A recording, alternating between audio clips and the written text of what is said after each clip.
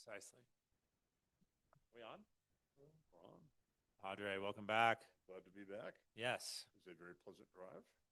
very good. A rarity in the life of Father James. Like me, it's a rarity. So inclined to be To describe any drive is pleasant. early afternoon on a weekday. That's the time to make that. Yeah, yeah.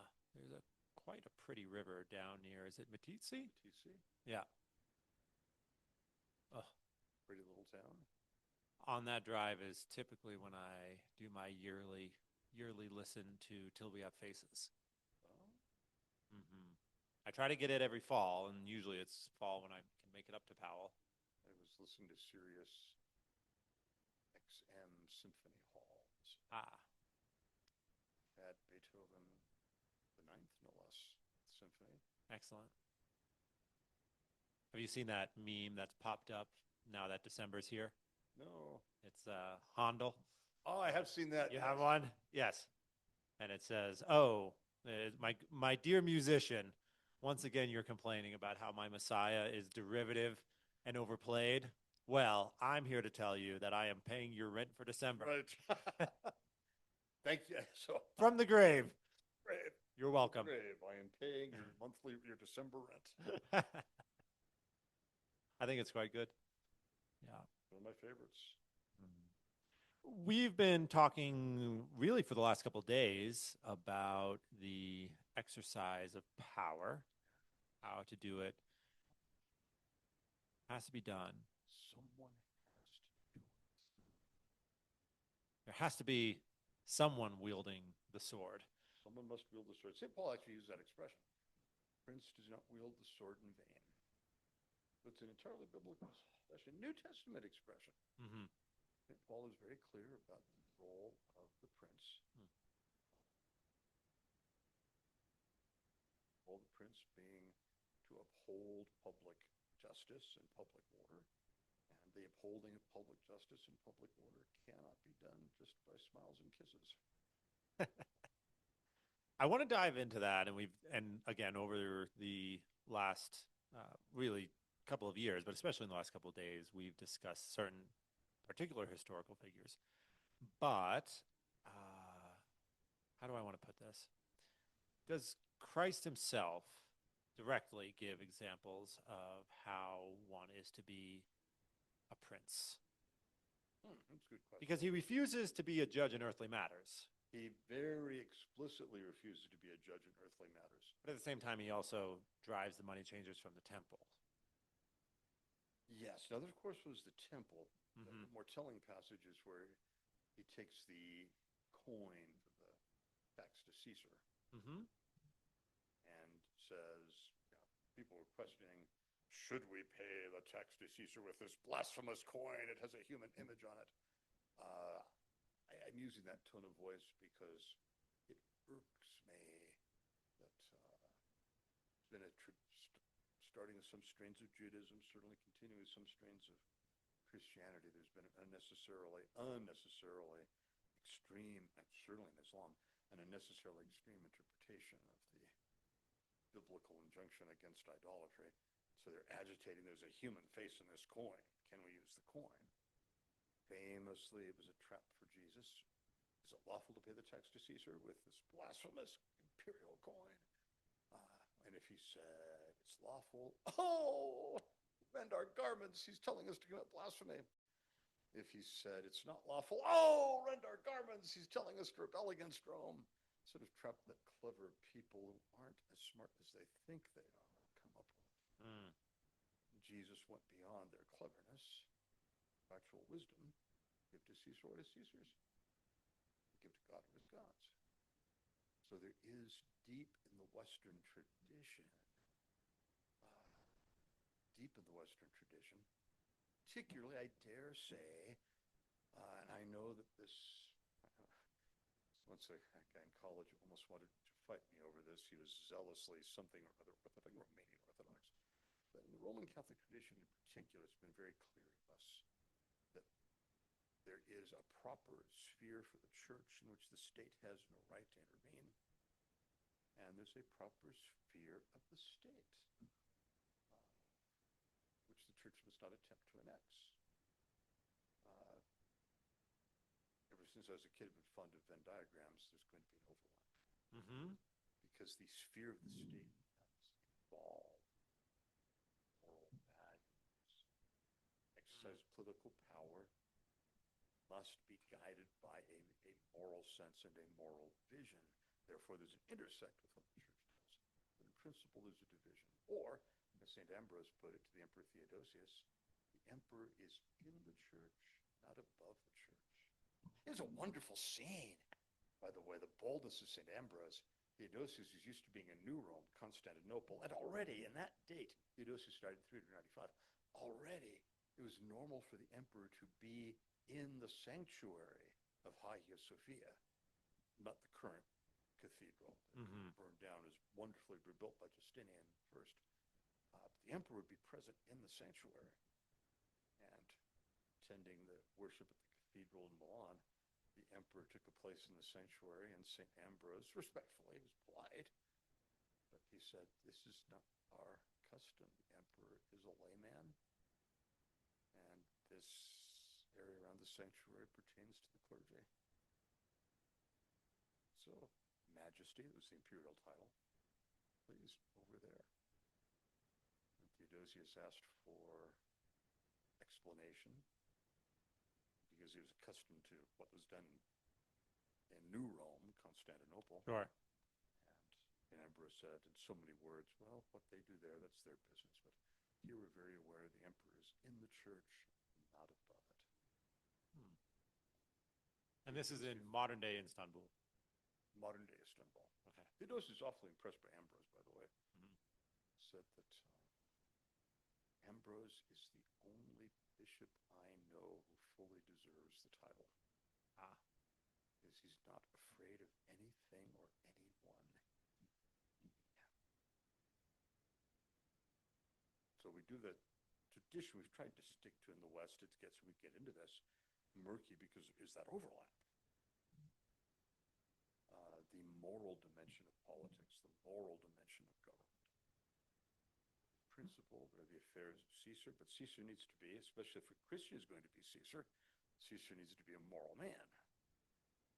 The affairs of God, the affairs of Caesar, the overlap comes from the need for Caesar to be guided by a conscience. He was a Christian, guided by a Christian conscience. Mm-hmm. Which means formed by the teaching of the church, and yet not a mere instrument of the clergy. Interesting. Okay, so there has to be nuance here. Has to be nuance. Is it true? Nuance. The clergy can say, in enforcing the law, exercise justice with mercy. Clergy can and should say that. And the prince, in enforcing the law, should exercise justice with mercy. But it's not the place of the clergy to take over and say, well, this is what's just in this case. This is what's merciful in this case.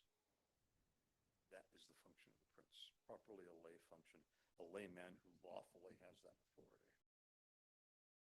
Okay. I want to wade into some deeper waters with that in just a minute. But before I lose track, is it true to say that the life of Christ, as depicted in the Gospels, is not to be looked to as a direct example of how to be a temporal ruler? Jesus explicitly said that he is not here to exercise temporal authority. Mm-hmm. The early Christians tended to assume that none of them, or very few of them, would be called upon to exercise temporal authority.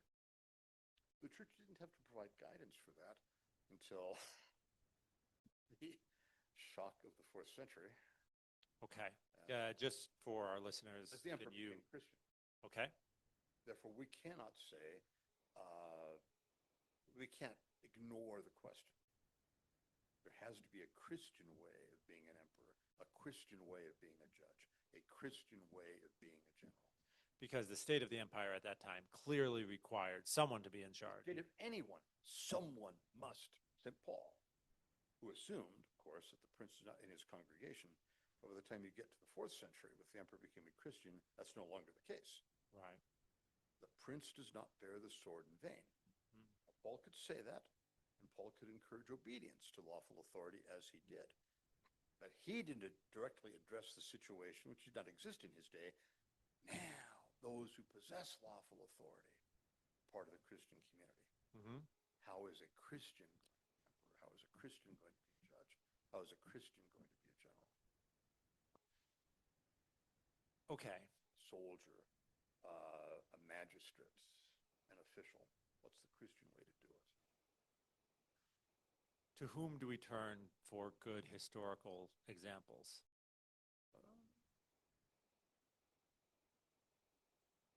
Well, I mentioned Theodosius the Great, who was a very devout Christian,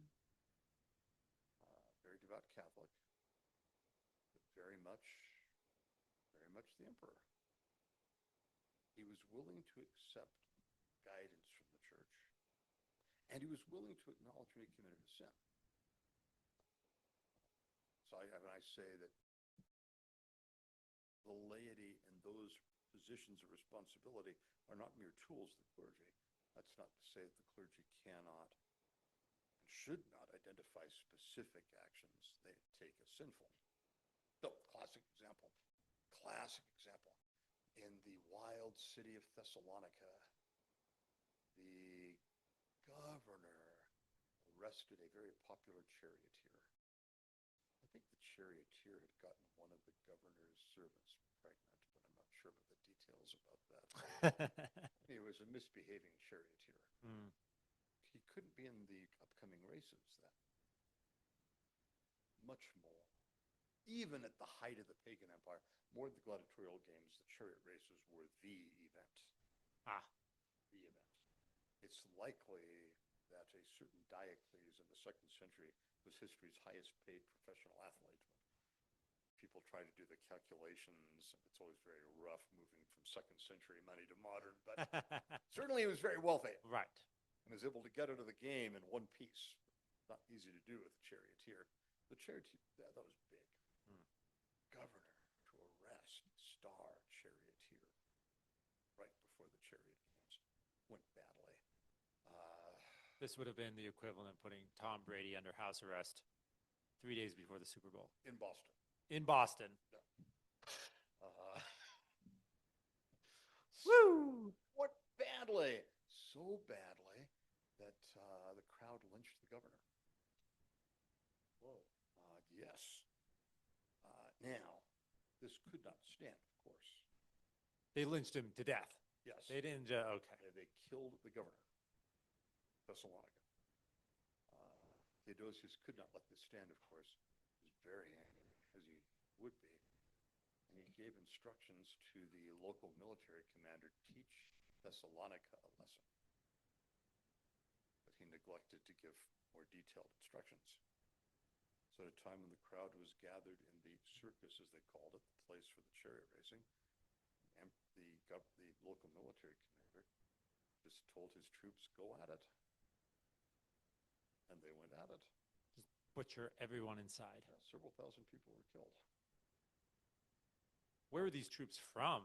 These were not their friends and neighbors? No. By this stage in the military evolution of the empire, military is a professional occupation, Mm-hmm. and mostly from either from families who were military, that's what they did, Mm-hmm. or from burly lads from outside the empire. As one French historian commented, for most of the Germanic people, the empire was not so much an enemy as an employer. And you could identify them as military by their costuming. They wore trousers. Yep. They had big, elaborate belts for their trousers. Sometimes I look at cowboys and I think, what a long historical continuity there is is there. Or big elaborate belt buckles. Yes. The very distinctive military costumes, they were distinct from the civilian population. Very different conversation, but argue that this is one of the strategic weaknesses of the empire. It lacked depth. So if anything bad happened to that army, you didn't have an armed populace ready for military service, able to step up. That's another subject. So yeah, there was the difference between Kanai and exactly at situation. Adrianople at 376. Before he became emperor, Theodosius, one of the people trying to clean up after the debacle, or 378, trying to clean up after the debacle of Adrianople. Worst defeat the empire took since Cannae, with very different strategic effects. The Republic, with its the old Republic, way back 3rd century BC, with its reliance on an armed citizenry who routinely performed military service, had a depth of manpower that was unbelievable. Certainly Hannibal didn't believe it. Couldn't believe it. Couldn't believe it. Right. Not capable of it. Aftermath of Adrianople was very different. After that disaster, the empire scrambled to find troops. So it was a technically better army, but lacked depth. Hard to recover from a disaster.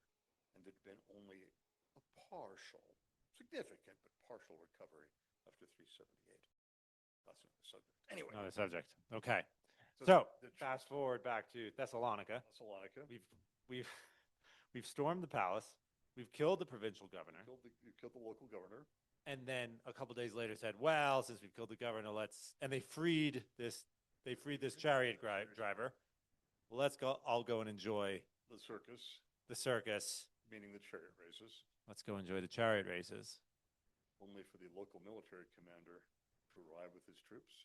Who would have been, by the standards of Thessalonica at the time, essentially foreigners to them. Essentially. For all intents and purposes. Military were foreigners. Okay.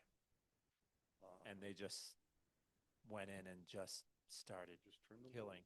Several thousand people were killed. Men, women, children. Pretty indiscriminate. Why do we have any record of why the military commander thought, oh, this is... Because that was normal. It got badly out of hand. But if a community as a whole offended, community as a whole suffered. And this would be the case for a long time to come. Famously, St. John Chrysostom, after the crowd of Antioch rioted and hurled down statues of the emperor, was going to be severe retribution at Antioch, but in that case, the military commander kept the troops under control, and St. John, the local bishop, was able to convince the population to offer some extravagant signs of penance, and John Chrysostom preached some very moving sermons about repentance and mercy. In the case of Thessalonica, the local military commander moved too fast. He didn't allow for the proper choreography. He did his job very well, but along a single axis. Along a single axis. There's a certain choreography. The troops show up, the population is scared. The population says they're very, very sorry. The emperor says, I should kill you all, but instead we're just going to try to find some ringleaders. So there's a choreography to it that extends deep through the centuries. I should kill you all, but we'll find the ring. But we'll settle for the ringleaders.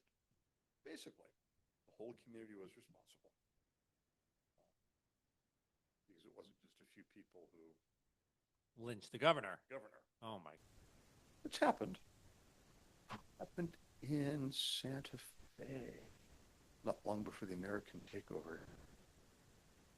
One reason for the takeover being so easy was that, in fact, New Mexico was already no longer governor of New Mexico.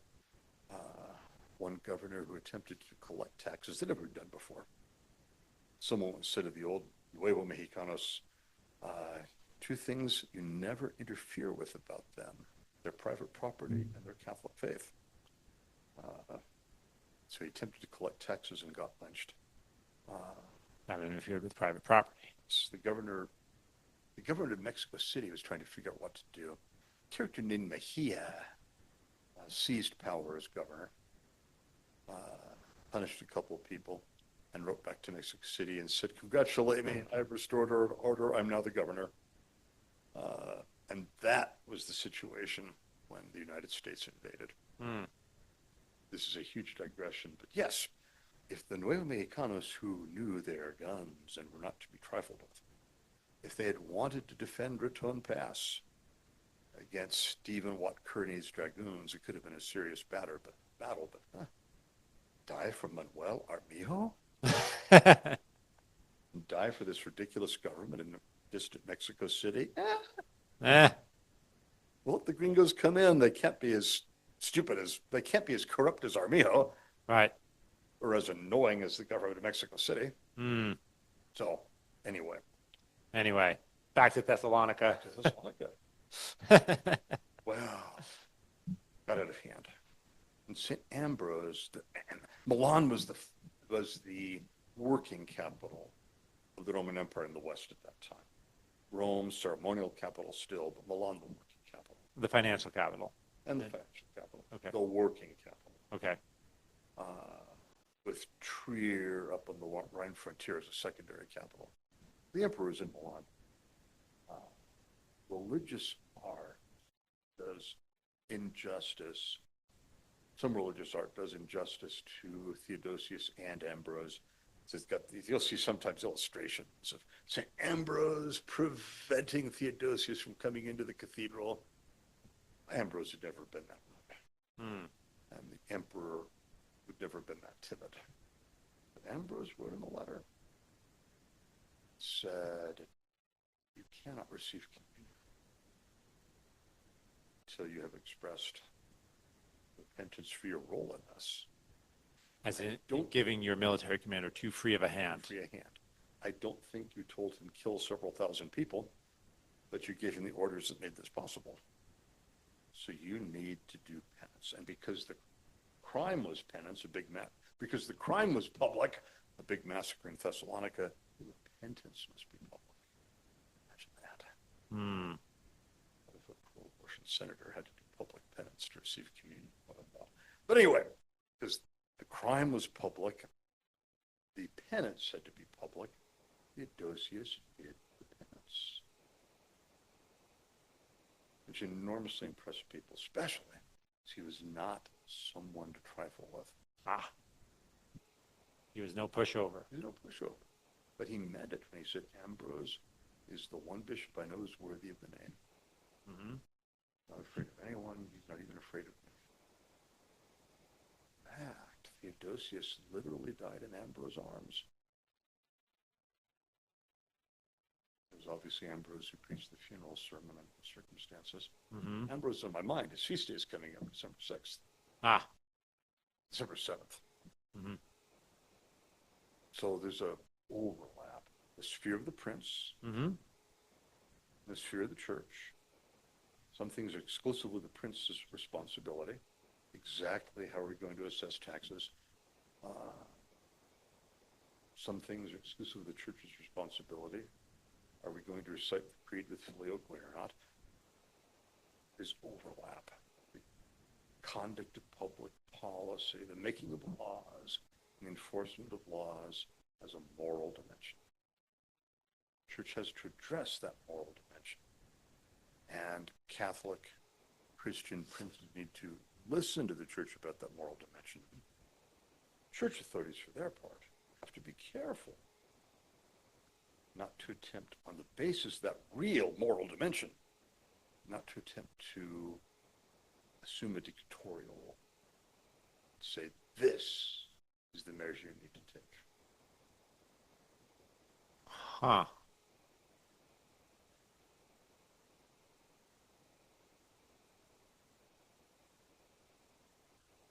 My mind runs in several directions from what you just said, but let's be...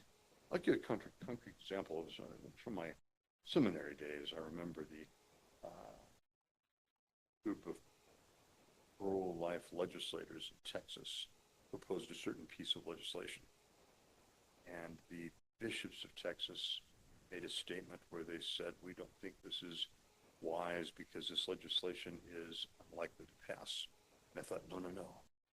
They've crossed their bounds. They're making a judgment about practical politics. Their business as bishops is to say, abortion is gravely evil. You as Catholic politicians need to do something about it. What you do about it, whether this measure is wiser or that measure is wiser, whether this is more likely to get votes or that is more likely to get votes, that's your vocation.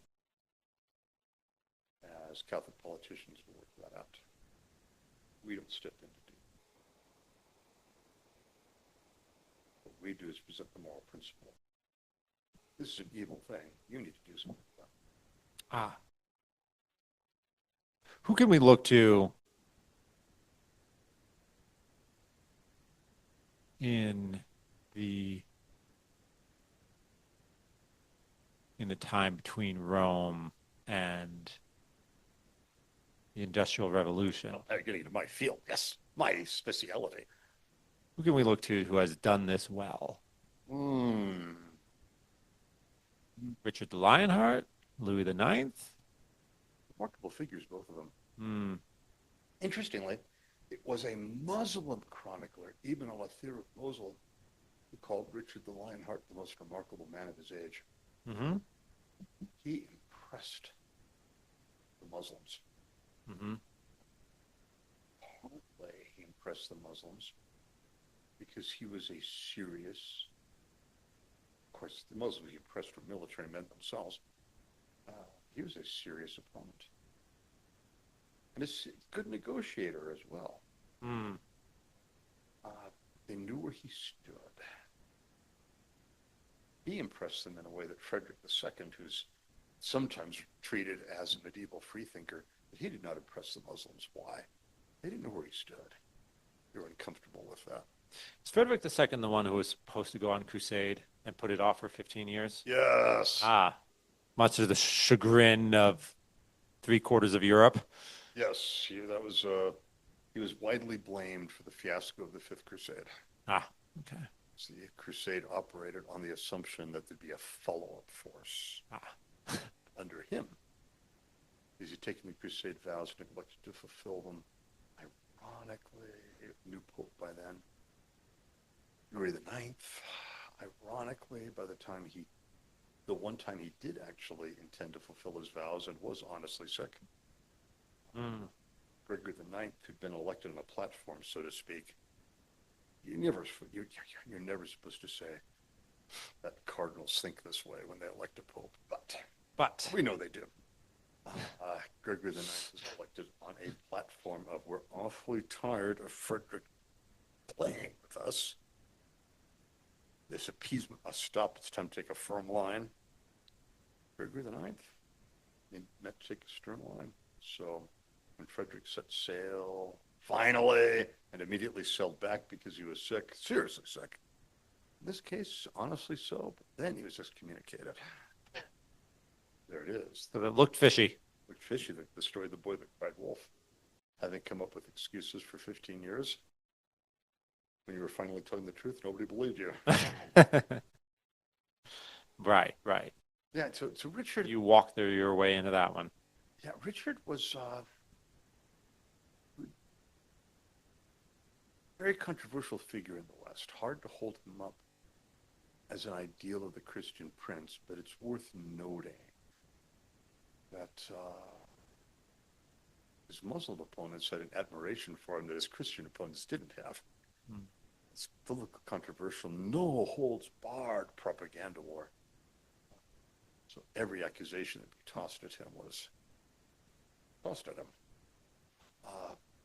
Clear examples, of course, St. Louis IX, obviously.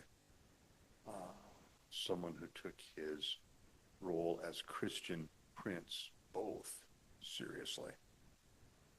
You've told me an anecdote, the key part of which is Louis saying, "The people must know there is a king in France." Can you share that anecdote with us? Yeah, the Baron of Coucy, which is the wealthiest non-titled nobleman in France. So he wasn't Count, Duke, Marquis. He is simply the Lord of Coucy. Ah, so they were titled noblemen and untitled noblemen. And the titled noblemen were a rung higher. Rung higher, and usually wealthier, but not necessarily. Aha. And the Lord of Coucy was hugely wealthy. The Lord of Coucy built a marvelous castle. The Germans, in a fit of mischievousness, malevolent mischievousness, blew up. Anyway, the Lord of Coucy, in an angry fit, hit a squire with a goblet and killed the squire. Who might have been 13, 14. 15, something like that. Okay. And Louis actually had him tried for murder, which is a little bit disturbing to people. Convicted of murder and sentenced to death. Uh-huh. He commuted the sentence, but he was asked, why did you go this far? Actually, the sentence, the Baron of Coucy, was commuted. And his answer was, people must know there is a king in France. They must know the law will be upheld, whether you are a squire or whether you are the Baron of Coucy.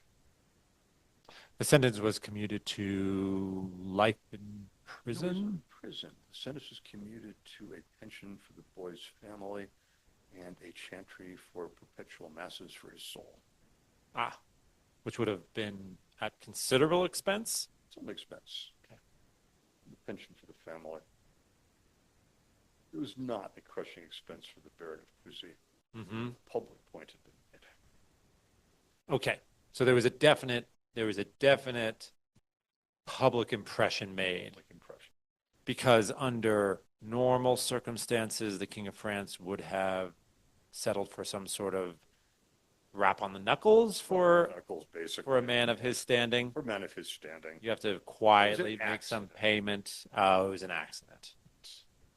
Interesting. So what Lewis said, it wasn't premeditated, but he killed him. Hit him on the head as hard as he could with a big goblet. And he must answer for it. And I need to show that if I'm pushed, I will punish crime as severely as possible. Only if pushed. One striking thing about medieval justice is the contrast between how death was the normal penalty for felonies, as we would say. And felony was a medieval word, but it was seldom inflicted. Mm-hmm. The idea was that it needs to be available, but you shouldn't use it unless you have to. So courts up and down the line, they had a certain amount of leeway to address the problem of a felonious crime without pushing it all the way. Mm-hmm. One example that I noticed from, I don't remember where this was from England in the 14th century, but a boy, what was it? He was stealing sheep. And I think if he stole 10 sheep, it would amount to a felony, which would mean the possibility of execution. So he was accused of stealing something like 12 sheep. What he was actually convicted of was stealing 8. So that way, he's still punished, but at a level of a misdemeanor, not a felony. I see. And there are other mechanisms, including the royal pardon, royal clemency, right of sanctuary. In certain churches, there are various other mechanisms for modifying the rigor of the law. But in principle, people needed, and they knew they needed the law to be reliable. To have some teeth. Have some teeth. That's what Louis said. People must know there is a king in France. Is there a distinct shift in the application of justice between the late stages of pagan Rome and then what we find in feudal Europe? I mean, can we say, yes, in these particular practices, we see the influence of Christian doctrine? Is that possible to demonstrate historically? Oh, yes, certainly. Okay, what comes to mind for you? The right of sanctuary is the most obvious example. Okay. That someone accused of a serious crime would merit execution. If they made it to a church that had sanctuary rights, they could not be seized from it until after, and details vary, of course, across centuries and places, they could not be seized from it without a certain process. So it's, if you will, a cooling dam. A chance for the law to look at other ways of dealing with this crime than executing him. Ah, there's a great movie to be made from that. Oh, there are many, there are many yeah, great stories. right. Some amazing stories about dashes for sanctuary. Right. Normally, kind of a normal thing to do was if after investigation it was decided that the accused was probably guilty, that there were some extenuating factors, then the accused would be allowed to abjure the realm. So go into exile. All right, I don't want to make stuff up here, so let me just run this by you. Do we see between the shift from pagan Rome to Christian rule, Christian informed rule? Do we see a specification of justice towards the offending party rather than the offending party and then his family and slaves? Specifically, a point of Christianity, actually. That's not. No. Okay. The Roman law clearly had the notion of crime as an offense against the state. Okay. The Celtic, early Ireland, by the way, is quite fascinating. Early Ireland, as far as I know, it's the only society I can think of that had a detailed set of law without a state. It's quite remarkable. Detailed, intensely detailed law, so detailed, I can't believe they actually enforced things down to the letter. They couldn't have, especially because there was no state. It was quite remarkable, early Irish law. But it was upheld simply by the culture of the clans. Yes, culture. And so the law was not a function of the state. Crime was not an offense against the state. There was no state. Crime was an offense against the clan, the tribe, the chief. Really not the chief so much. He represented the clan, the tribe. The chief, the king, represented the clan, the tribe. It was an offense against the clan or the tribe. So if you didn't belong to a clan or tribe, you were free game, unless somebody decided to take you under their wings. It's part of the... and exile really was on his own. Oh, yes. Exile was crushing. That's why for the early Irish monks, voluntary exile was the supreme penance. And exile was a grim punishment. You were on your own. Your clan disowned you. As in, if anyone wronged you, no one was coming to your aid. Exactly. Because you'd put the clan in an impossible position by doing a crime, by committing a crime that demanded vengeance from other clans, other tribes. If it didn't demand vengeance, if your clan wasn't sure you were guilty, then they were obliged to back you up. That could produce epic blood feuds. Occasionally did. Not as often in history as in literature, but early Icelandic sagas, shifting cultures a little bit, but the same idea. There was no state. The blood feud is the normal resolution. Icelandic sagas are amazing things. Courtroom scenes, but the courtroom scenes always end in violence. Right. The old Germanic societies had the same tendency. Celtic, Germanic, Slavic too. There was no state. So crime was an offense against individual and his clan, his family, his lord. To avoid feuds, kings did, this is kind of a midway step, kings did establish what the English called weregild. So a price that would be paid instead of a standard price. And if the clan paid the price for you, then vengeance was off. Mm-hmm. If the clan didn't pay the price for you, then not only was vengeance on, but vengeance was on against anyone else in your clan. The lineage, that got so messy. That's why a weregild system was established, yet without a state. Weird. Fascinating. So law was self-enforced, unless your lord intervened. Mm-hmm. Without a state, the Lord's intervention was sending his muscle men to break some things and hurt some people. Right. One remarkable thing about Italy to a great degree, France to a lesser degree, is some survival of the state. And then in England, actually, a creation of the state.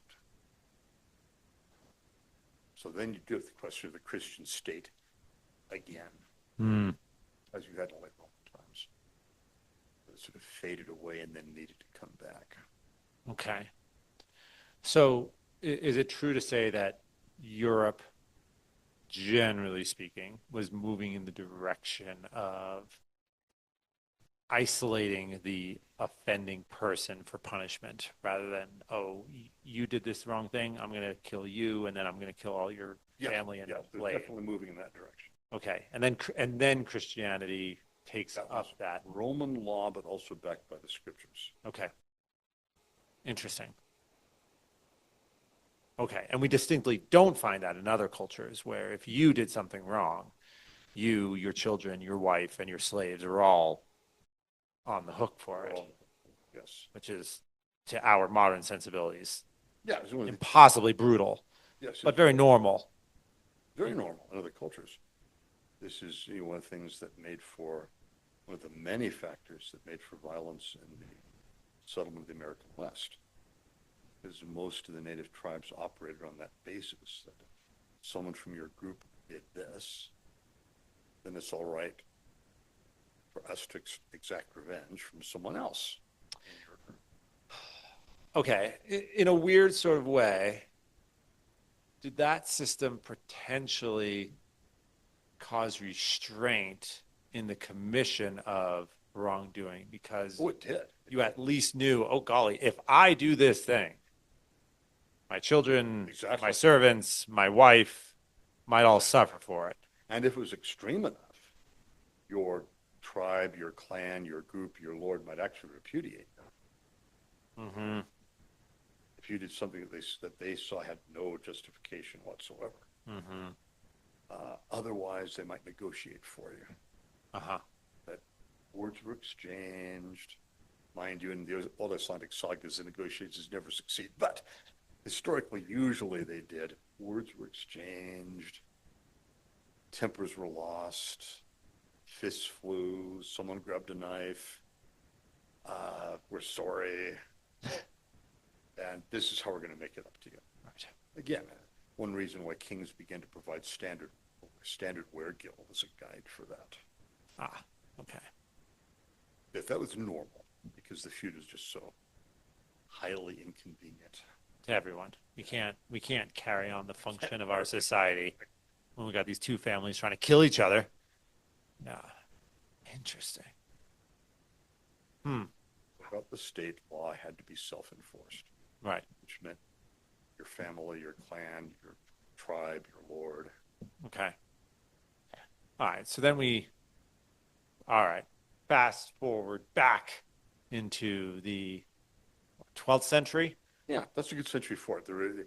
The revival of legal study, rediscovery of the Code of Canon Law, the birth of English common law. Okay. 12th century is a good one to pick.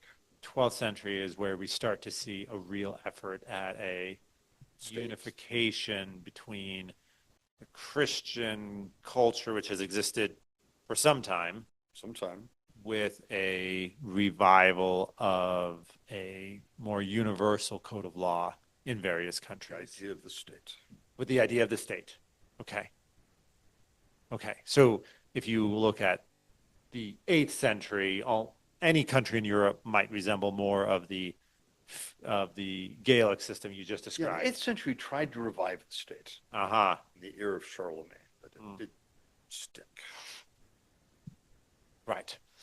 Yeah. So yes, I'd say the The norm. fad didn't catch. Yeah, it did not catch. Okay. Yeah, I'd say that was the norm, that your family, your tribe, your clan, your lord is what you depended on. Okay. I think I said earlier, you might be a serf, as some people put it, which meant that if your lord lost his temper, he could slap you. Why would you put up with it? Because if anyone else slapped you, your lord would be on top of them. Otherwise, the loss of face to him was unacceptable. Ah. Okay. So people put up with non-lethal violence from their lord because they knew that ultimately he was willing to exercise lethal violence Protect them. on their behalf. Both for economic reasons, the wealth they provided for him, and for political power reasons. His power rested to some degree on being taken seriously. Being taken seriously meant no one beats up my people. Okay. So then you're saying in the 12th century, we get to a system that the state has someone that we might describe today as the Attorney General, right? Or, take the example of England, which in some ways cautious about this. Okay. A county would have one or more coroners. Coroner comes from the word for corona. Some crimes regarded as the business of the crown. The job of the coroner was to identify those. It got connected with death because when there was a death, the job of the coroner was to go and determine on the basis of a local jury, coroner's jury, was this death natural or unnatural? And if unnatural, then it became a concern of the crown. Not just a concern of whoever's family or lord, but a concern of the crown. These were the first homicide detectives. There are few people who have written 12th century detective stories, actually. Really? Oh, really? Such things do exist. 12th century detective stories. As a kid, the Brother Cadfael stories were popular. Brother what? Brother Cadfael stories were Cadfael. popular when I was a kid. They're Okay. good. Okay. Made into a fairly good series by the BBC. But yes, mechanisms were created then for state intervention. People who were not in any way personally affected. Exactly. Okay. The coroner would report his findings to the sheriff. And the sheriff was expected to take action regardless of personal connection. Any tribal loyalties, which one way or the other. Representative in the shire. Aha. Whoa. And comparable developments are happening in other places, although different legal systems, different political systems, but in general, 12th century. Revival of legal studies. Okay. And then at what point is that revival of legal studies? When is there a serious effort to unite those to an understanding of Christian doctrine? Right from the start. The revival of canon law, church law, coming from the Greek word for list. Revival of canon law, the revival of Roman civil law, the birth of English common law, all of these things were simultaneous, all happening in the 12th century, into the 12th century. Okay. So they're all explicitly Christian. Okay.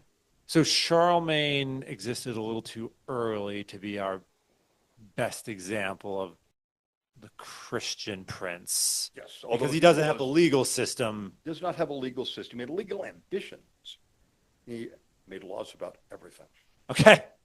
Including things that really would be regarded as the business of the church. It's very challenging. Charlemagne regarded himself as the guide of the church in his domains.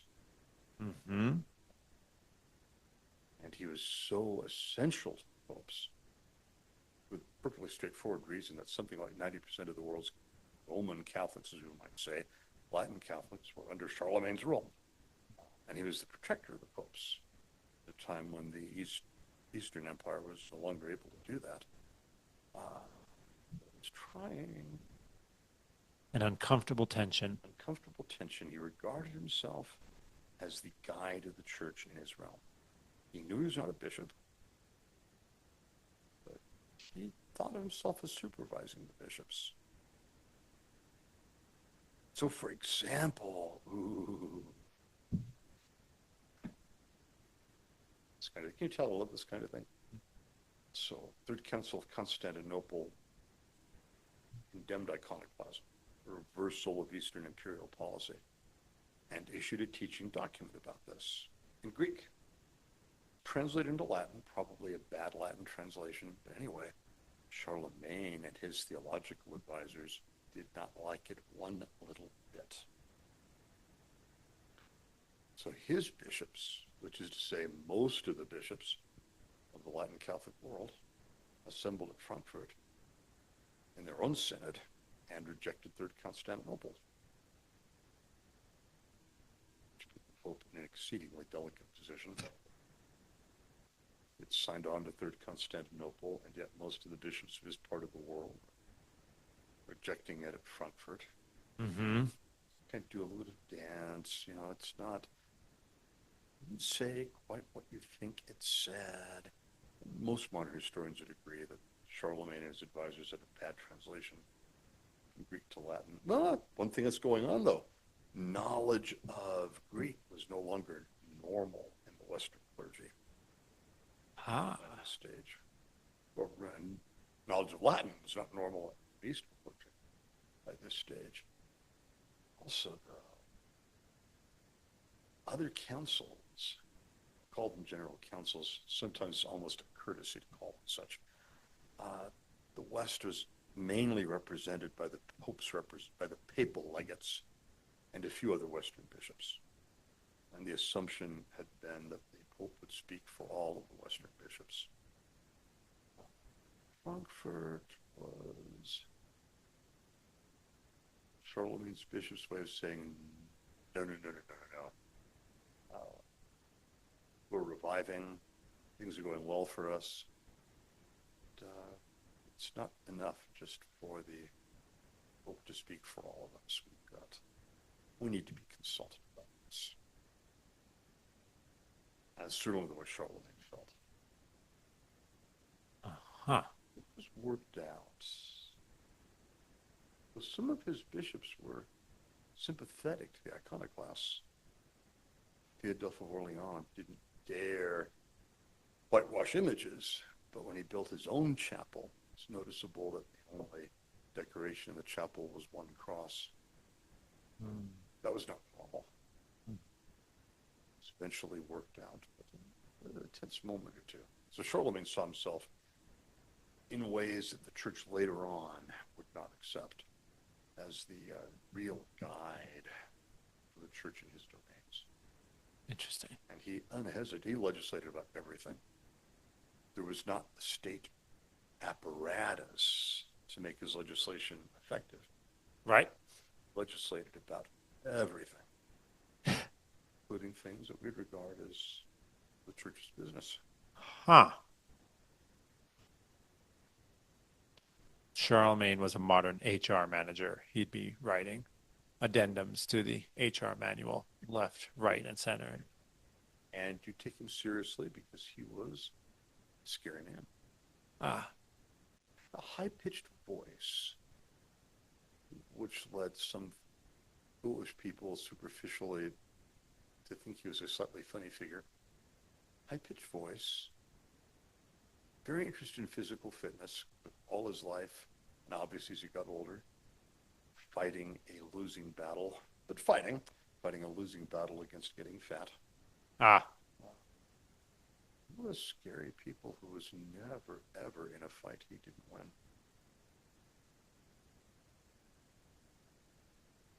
And he did not win these fights by love and kisses. No.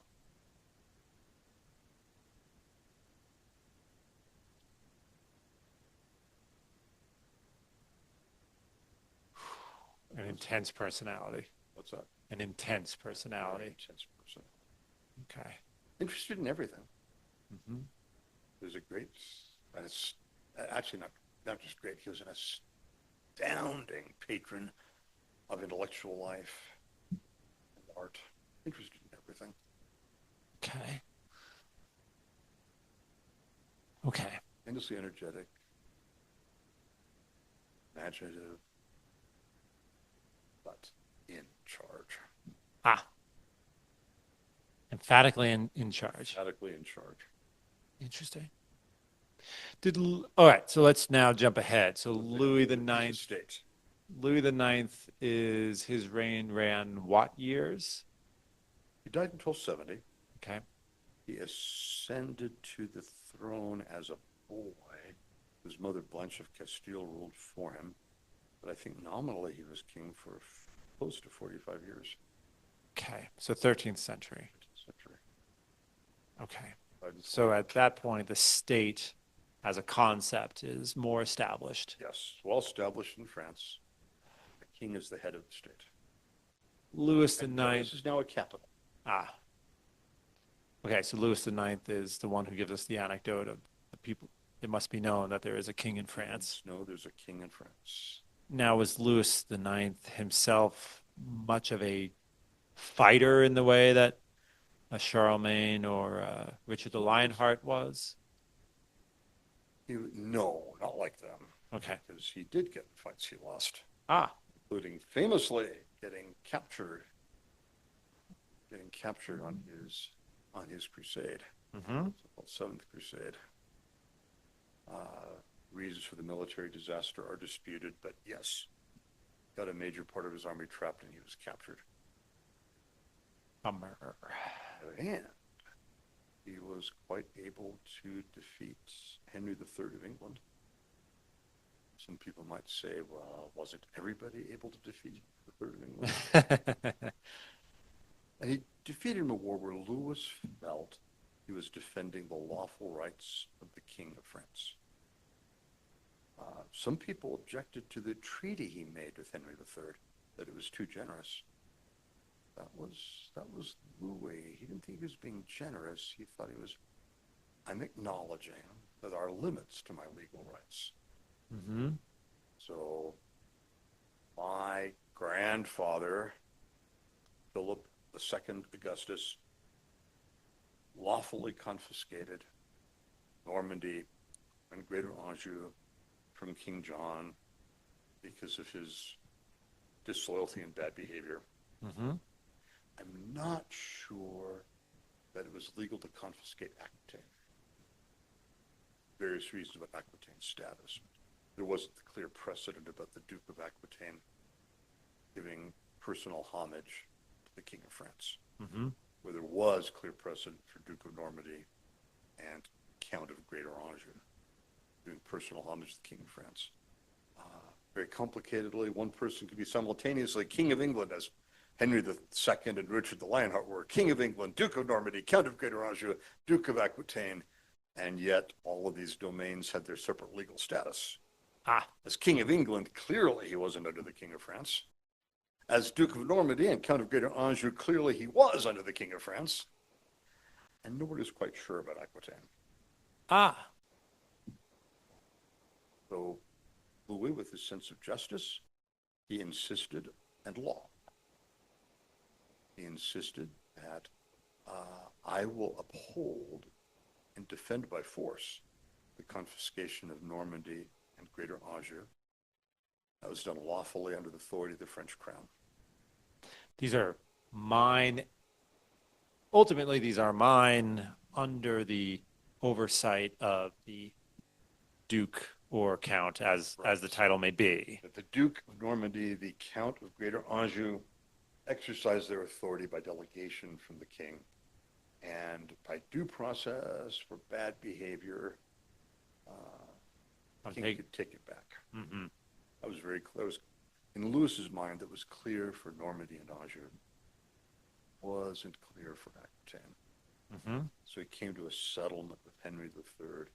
Irritated some people in France. but it allowed him to remain simultaneously King of England and Duke of Aquitaine. Mm-hmm. French nationalist historians have grumbled that this set the stage for the Hundred Years' War. I personally don't find that unreasonable at all because, well, Louis' treaty with Henry III established peace for a generation. When you come right down to it, what more can you reasonably ask of a statesman? Mm. Peace for a generation is really not bad. If he does better than that, great. But all you can reasonably ask is peace for a generation. Mm-hmm. Interesting.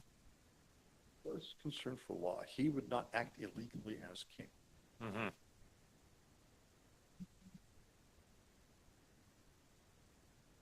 He was quite determined about that. If there's any question, in his advice to his son, he says, any question about legality of government action, you, when you meet with your counselors, you be the last person to say anything about this.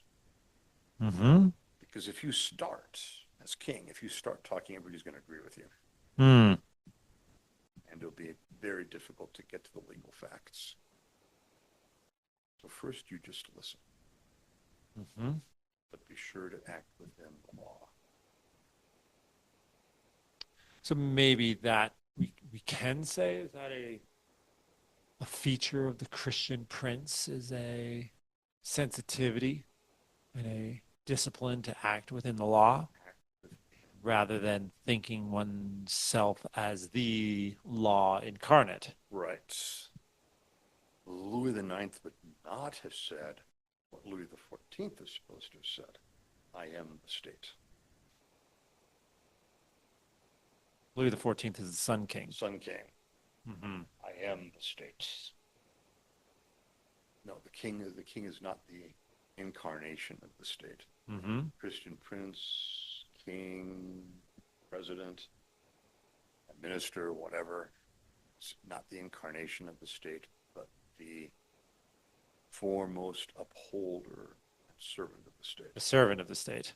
And that is something we can draw directly from the Gospels in the example of even Jesus Christ, who washed the disciples' feet. Yes, that was a feature of Roman law that could not sustainably be carried into a Christian civilization, was the statement that the will of the prince is law. Mm-hmm. That could not be accepted. He is the foremost servant of the law. Mm. He may be the foremost interpreter of the law. Uh-huh. He is not the law.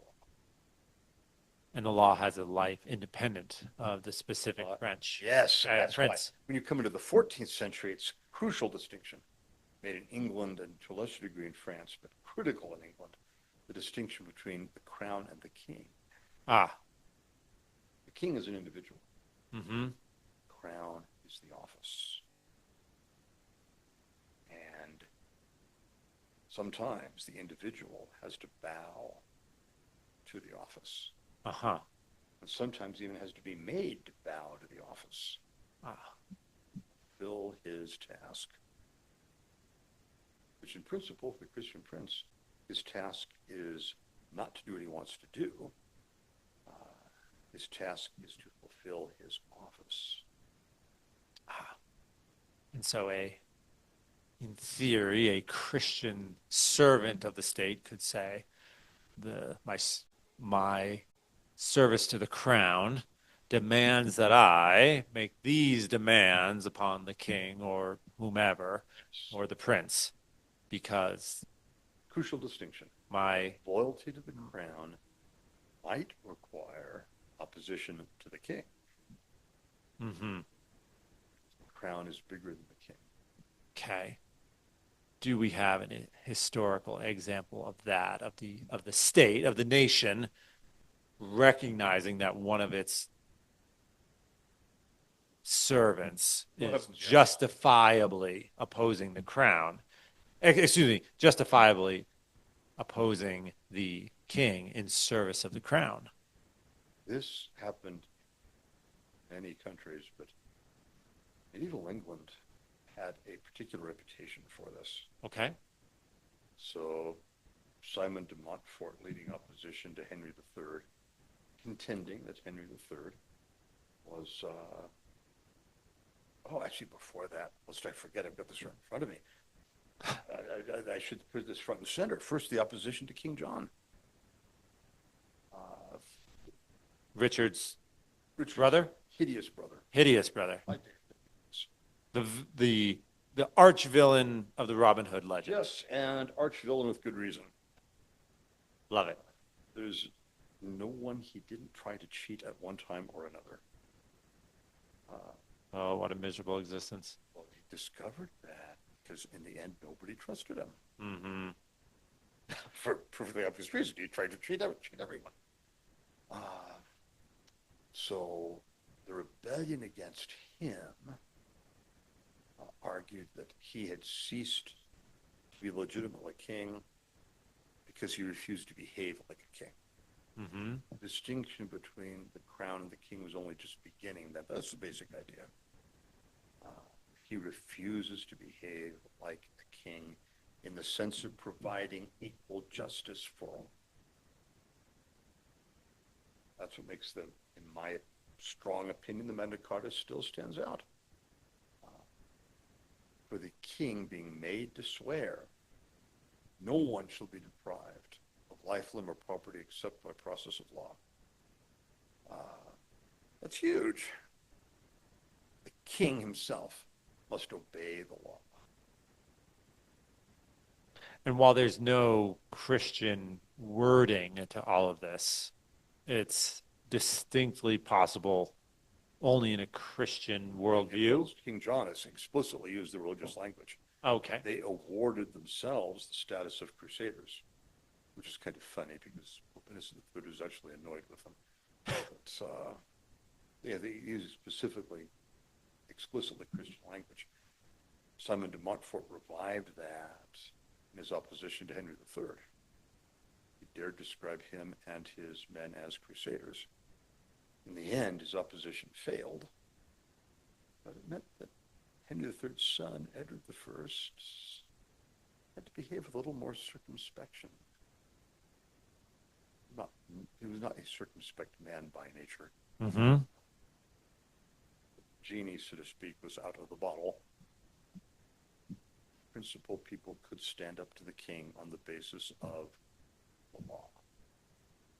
Principle of the king was to be the servant of the law, therefore bound by the law. Mm. He's supposed to have said to the Duke of Norfolk, Lord Marshal of England, he's supposed to have said, you must send troops to France. Duke of Norfolk is supposed to have said, the law does not require me to send my men to fight outside of England. King is supposed to have said, many say this is apocryphal, but it carries the spirit of the encounter. King is supposed to have said, by God, you will send them and go, or you will hang. And the marshal is supposed to have said, by the same oath, Sire King, I will neither go nor hang. Edward I had to make adjustments very dramatically, though. His son Edward II was deposed as king. Deposed in Parliament because he had betrayed the crown. The king could betray the crown. Wow. By refusing to The king could be a traitor. The king could be a traitor. The king could betray the crown by refusing to behave as a king. So Edward II was overthrown. I think the Bishop of Hereford was the one who preached the sermon in Parliament that justified that. His grandson, Richard II, was overthrown. A little more, the same grounds. King is in fact insane. So, being insane, he is not capable of exercising the functions of the crown. The crown endures. The crown is there, even if the king fails. We need to have someone else as king. Uh-huh. Someone who can carry the responsibilities of the crown. Right. It was much messier in the case of Henry VI. Because he was no tyrant. He was just, as someone said, Rex in utilis. Rex, what? In utilis. Oh, pathetic. Pathetic. Vir simplicissimus, as Pope Pius II called him. Not in the sense of a compliment. Just extremely simple. Hmm. That was messier. In this case, the king is not refusing to be king. It's just questionable whether he can actually be an agent of the crown. Exactly. He cannot exercise exercise the duties of the crown. And after that, take this quick tour. There's the imposition of the Tudor monarchy, which under Henry VIII, I have to make something whenever I say that name. Wretched man. A man with all the gifts. Get all the gifts too damned early. Ooh, bad language. Get all the gifts too darned early to have absolute power and general admiration, great abilities and astonishing looks at age 18. Too much. A tragedy. Tragedy. Because he had all the natural potential to be one of the greatest figures in history. Instead, he just used it for his own whims. His own whims, he was always able to call his conscience. He had a happy ability to persuade himself that whatever he wanted to do was the dictate of his conscience. He could get away with that partly because he broke the power of the church. Broke the church to his will, establishing his Church of England, of which he was the supreme head. A far cry from St. Ambrose, saying to Theodosius, the emperor is not above the church, he's in it. Henry, for the sake of his church, he was a man who was nasty enough. Imagine this, on the same day, in the same place, on Smithfield, at one end of the field, he was having 3 Catholics hanged, drawn, and quartered for treason. The other end of the field, he was burning 3 Protestants for heresy. It was his church that had to follow his ideas and his teachings. Charlemagne never presumed to dictate theology to the church. He gathered his bishops. They sympathized with him. So that established an absolute monarchy in England. Crucially, that absolute monarchy was so overthrown that the actually not all that tyrannical Charles I was beheaded. But there's no more dramatic way of saying that king is not absolute than chopping off his head. And despite the restoration of the monarchy, the English crown was never absolute again. So I argue that absolute royal Christian prince cannot be absolute. That is a non-Christian notion. He is not a caliph. He is not an imperial son of heaven. He is a man. He is a Christian man who has been entrusted with certain responsibilities. He will answer to God for his fulfillment of those responsibilities, and he must know that he will answer to God for his fulfillment of those responsibilities. He doesn't answer to the church directly, insofar as his responsibilities do involve morality, must involve morality, otherwise you're something of a monster. Insofar as his fulfillment of his responsibilities does involve morality, he must listen to the moral teaching of the church. As I said, church authorities, for their part, must be careful to distinguish between moral teaching and attempting to dictate actions. In my mind, I go back to this example from seminary days I cited earlier. In my mind, one of the clear examples of that is that statement years ago, and none of them are still around today, but it's the bishops of Texas at the time, where they said they're not going to support a particular pro-life proposal because they don't think it would succeed. Ballot box. It's not their business. Their business is to say, repeating, their business is to say, this is evil. You need to do something about it. It's really not our business to say exactly what. Although, if you are not doing something about it, or if you're actually assisting it, then we're going to say something. And this actually harkens back to the example of Christ, who says, render unto Caesar what is Caesar's and to God what is God's. He doesn't then launch into a long sermon about what belongs in each category. He does not.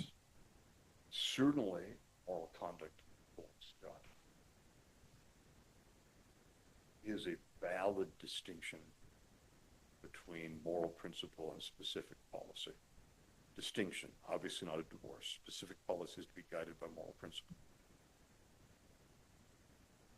But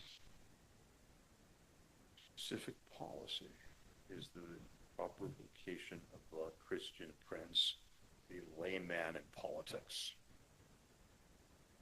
Their proper vocation. They're layman in politics, the layman in military life.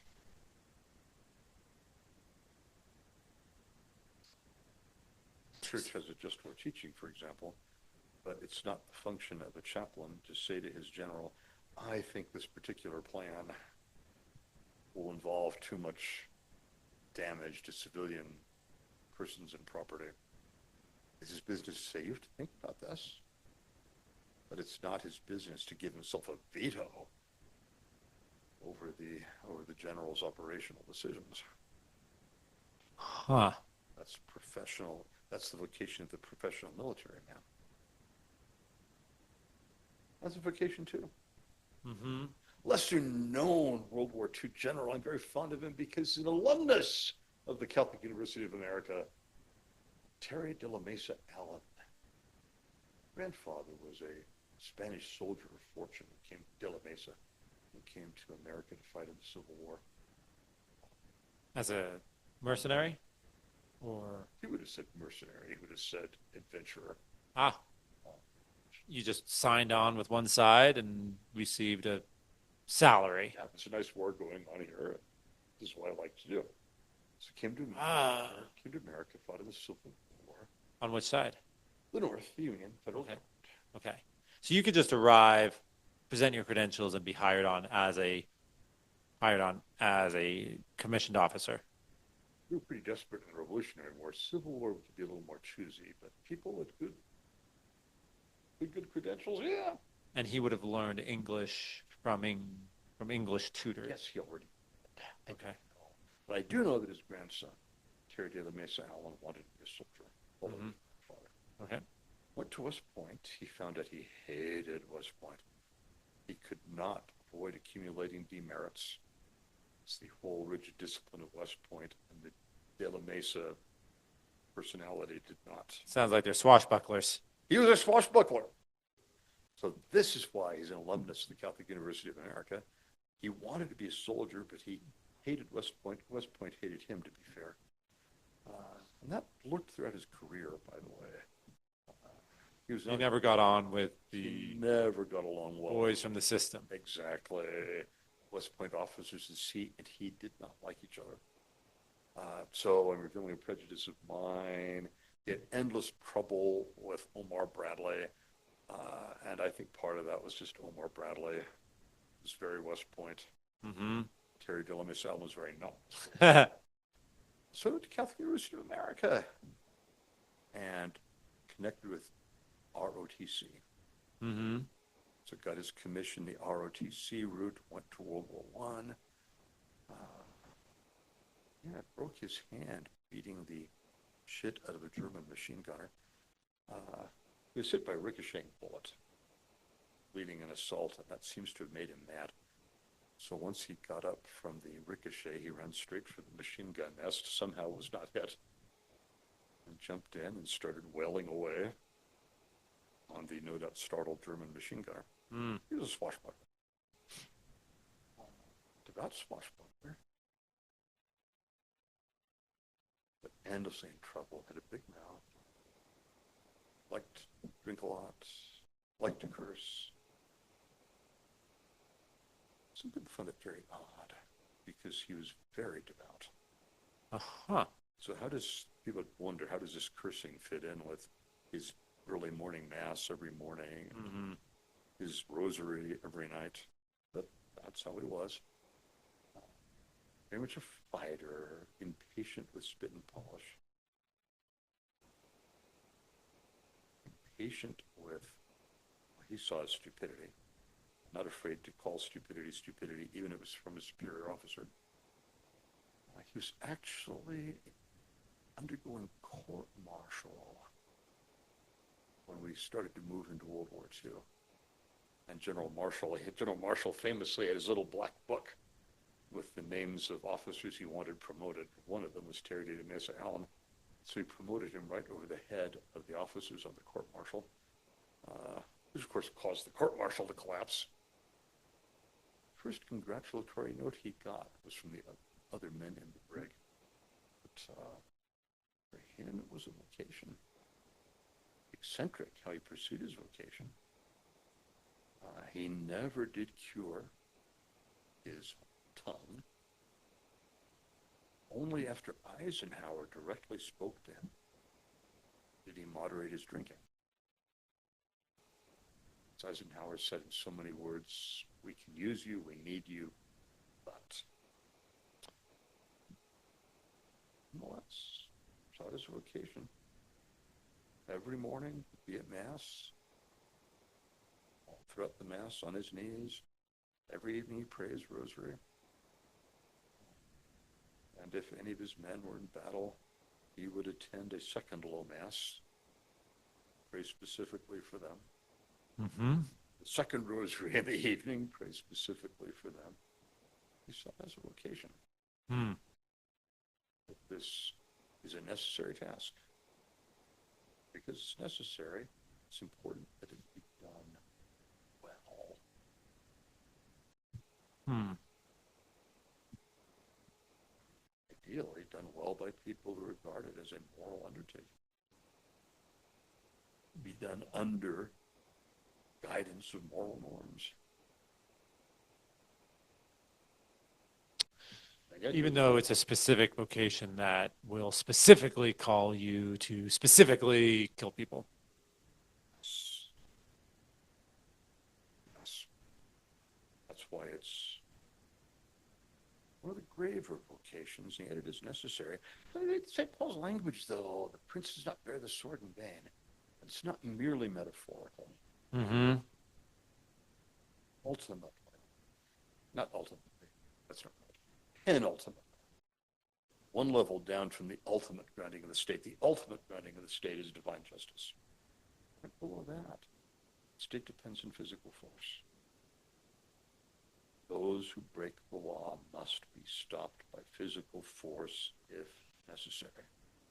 Sometimes it's necessary. I had a long argument in high school days. My best friend from those days was a more naturally devout kid than I was. Everybody assumed he was honest. Mm-hmm. Long argument. I thought he was wrong, and I still think he was badly. No, we should rely on persuasion rather than force. What the heck?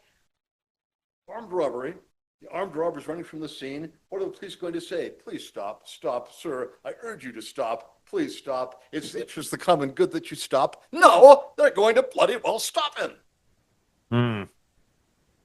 By what level of force is necessary? Only what's necessary. But some level of force is likely to be necessary. At least some of the time. Yeah. Hmm. Same. Yeah. Ties into a paradox. The more serious you are about using force only when it's truly necessary, right? The more serious you are about that, the better you need to be at it. Because if it's truly necessary, then it's vital and you can't afford to lose. So paradoxically, the more serious you are about using force only when necessary, the better you need to be You can't afford to lose. Because you've chosen to use it in a critical A critical situation. situation. Thus, despite the fact And also, you need to be good at it so that you can apply the proper amount of it. exactly, so you don't have to go 100% all the time. Right. You know about this as jiu-jitsu man. Mm-hmm. The more you know, more discretion you can use. Right. You don't have to go. In fact, most of the time you're not. But you have to have skill to exercise discretion. Skill and training. Mm-hmm. So I argue that far from Christianity banning Christianity emphasizes its importance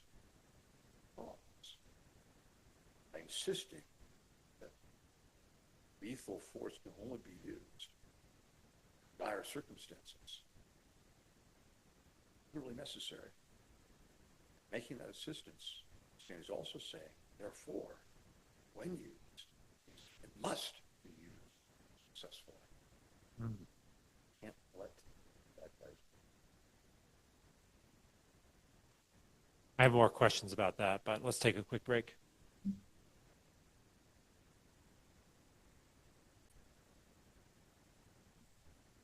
And natural. Yeah,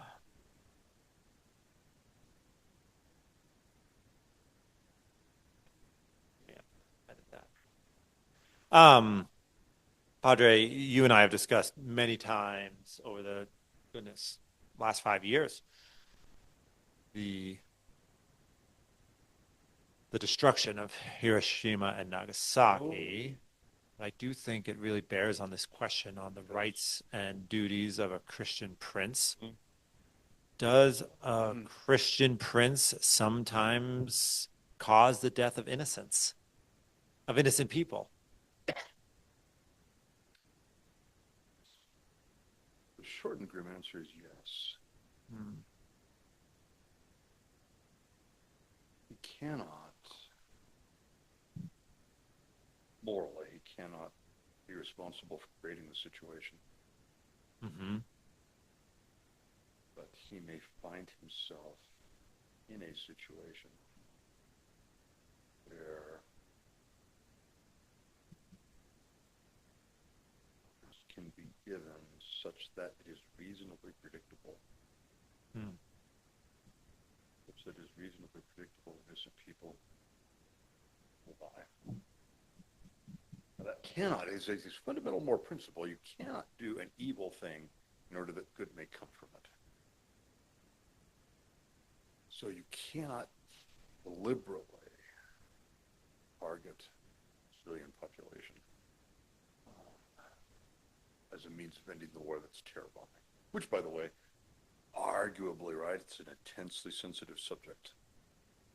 And it's been intensely argued for decades. There are those who'd argue that already before Hiroshima and Nagasaki. There are those who argue that already the far bombing of Tokyo, the far bombing of Hamburg, that these had already crossed that line, right? Mm-hmm. Because by definition, truly, far bombing is indiscriminate. All World War II bombing, by our standards, was woefully inaccurate. You know, I was a kid, there were still a lot of World War II veterans around. They liked to gather at the old hitching post in Cheyenne on Saturday afternoons. The old dad, rest his soul, he took us to the barber shop at the old hitching post in Cheyenne on Saturday afternoons for our haircuts. Mm-hmm. So I'm sitting there to get my haircut.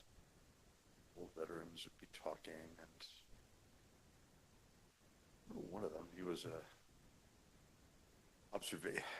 pilot of, he was a photographer in reconnaissance planes.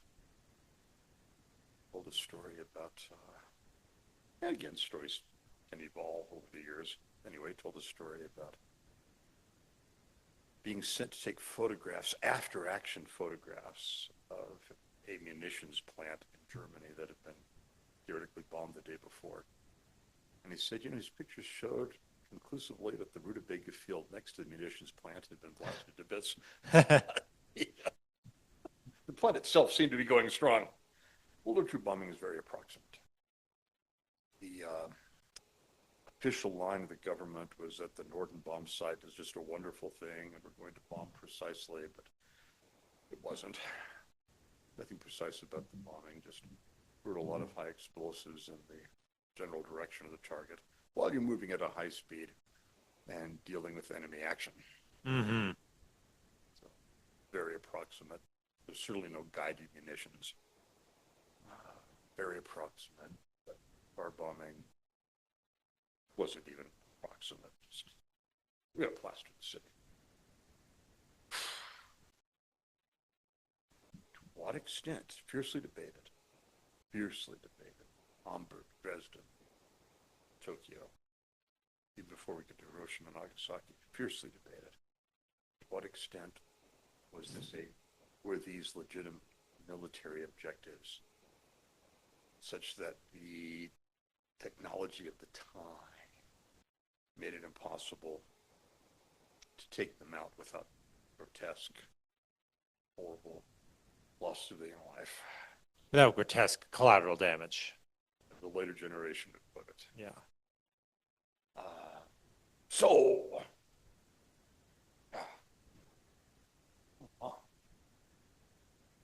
we read a horrible account of fighting in Okinawa. Different from Iwo Jima because there was a civilian population in Okinawa. Mm-hmm.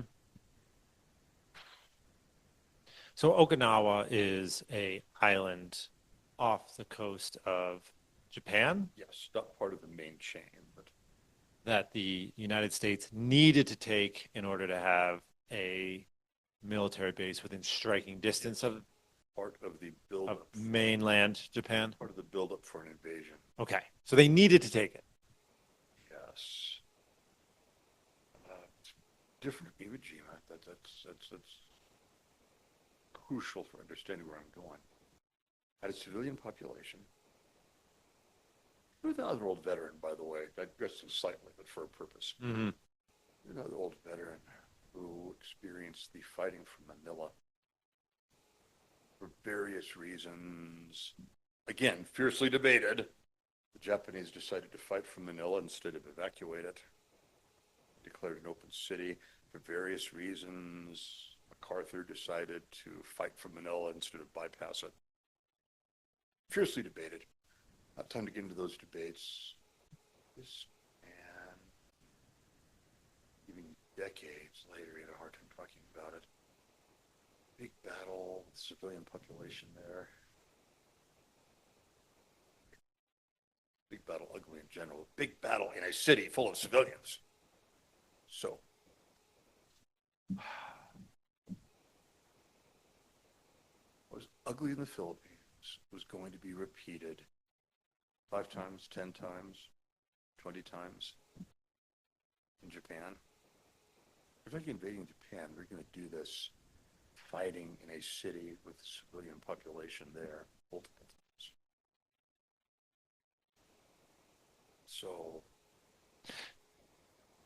and the American side did have an understanding of the Japanese fighting culture in which you would do anything to oppose the invading force. That certainly was the impression we got, and that was the impression that the lunatics around the Japanese government meant to convey. Mm-hmm. There were those in Japan who had the intelligence to say, they're giving pikes to civilians. If it's come to the point we're trying to fight the Americans with pikes, why are we doing this? This war is well and truly lost. So what I'm getting at is, in terms of appreciating Truman's dilemma, was it a choice between no civilian casualties and the losses at Hiroshima and Nagasaki? An invasion of Japan would have involved horrific civilian losses. as we found out in Okinawa was a horrible experience in many ways. Okinawa, there were citizens attempting resistance. Very different from Iwo Jima. No real civilian attempts at resistance, but they were there. Right. They were in the way. They were in the way, and they suffered to the tune of maybe 100,000 dead. Years after the war, every time somebody tried to farm in Okinawa, they'd be digging up bodies. Maybe 100,000 civilian dead, maybe 100,000 Japanese military dead, basically their whole garrison. Basically, American not dead 100,000, but dead wounded, nasty. Most of those in American ships, causing attacks. For reasons that there's not time to get into, President Roosevelt again fiercely debated, and I'd be against him on this debate, but President Roosevelt had committed the Allies to a policy of unconditional surrender. From both in Europe and Japan. Yeah. So a deal was ruled out. Was that a smart thing to do? I say nay, but that's FDR. I don't think he was a smart man. Oliver Wendell Holmes said that. Instead of young FDR, he has a grade A personality and a grade C intellect. A shining star of intellectual brilliance he was not. Anyway, and he sprung unconditional surrender without consultation. Didn't consult Eisenhower, who was sure it would lengthen the war. It was a good soldier. He didn't criticize it. Didn't even consult Churchill. But anyway, so no deal. We're not going to make a deal. You just surrender. Just lay down your arms and hope for the best. Let's hope for the best. Trust us. I argue this played into the hands of the lunatics who were in the Japanese government. Mm-hmm. It made it easier for them to tell the Japanese people, stick with us, or you're going to die anyway. So you might as well die fighting. Japanese propaganda is an odd thing. Propaganda is always an odd thing. Lies are odd. Liars are never consistent. And yet if you control all the media, sometimes people don't quite notice that you've changed your lie. So Japanese propaganda started the war by talking about how softer Americans are hard-muscled, energetic men, full of warrior spirit, going to roll over the Americans. Well, the propaganda totally shifted. By this stage, the Americans are savage, cannibalistic beasts, maybe unstoppable, but they rule over them would be an unbearable slavery because of their bestial ways.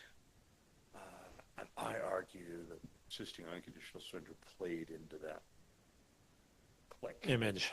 That image and the determination of this group of lunatics to continue ruling Japan, even if it was a totally ruined Japan.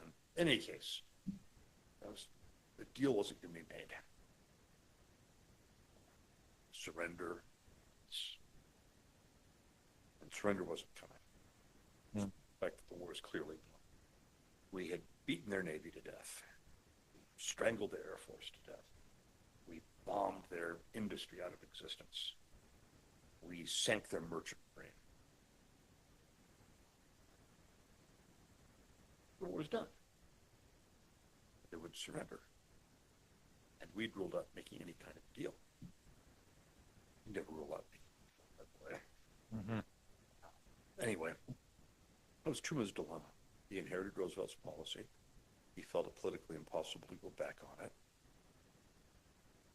Because he was FDR's direct successor. And had not won an election. Had not won the election himself. Yeah, okay. He really had been ushered in. Except in the vice president kind of way. Ushered in against Roosevelt's will.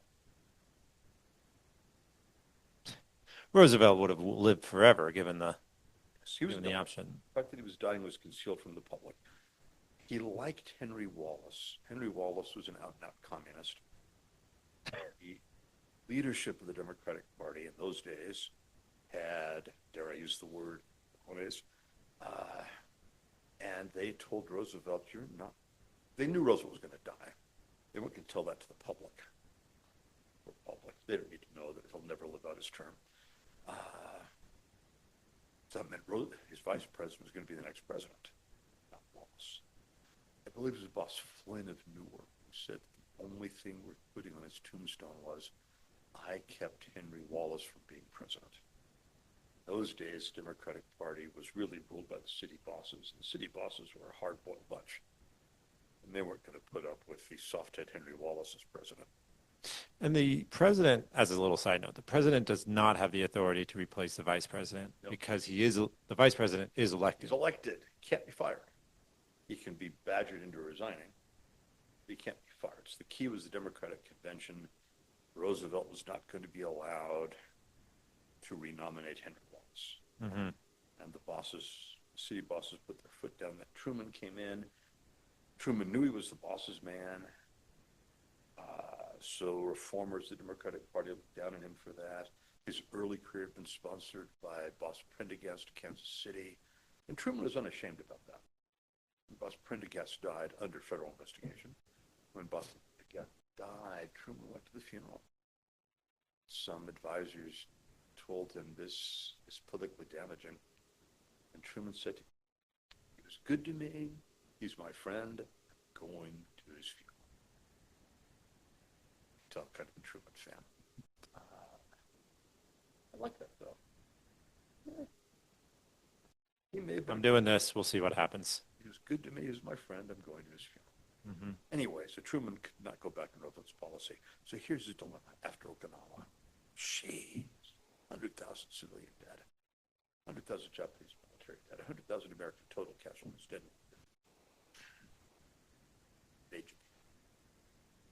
Going to do this 10 more times. Mm-hmm. 20 more times. To take each Japanese city in turn. Can do this 10 more times, 20 more times, 50 more times, or is there another way?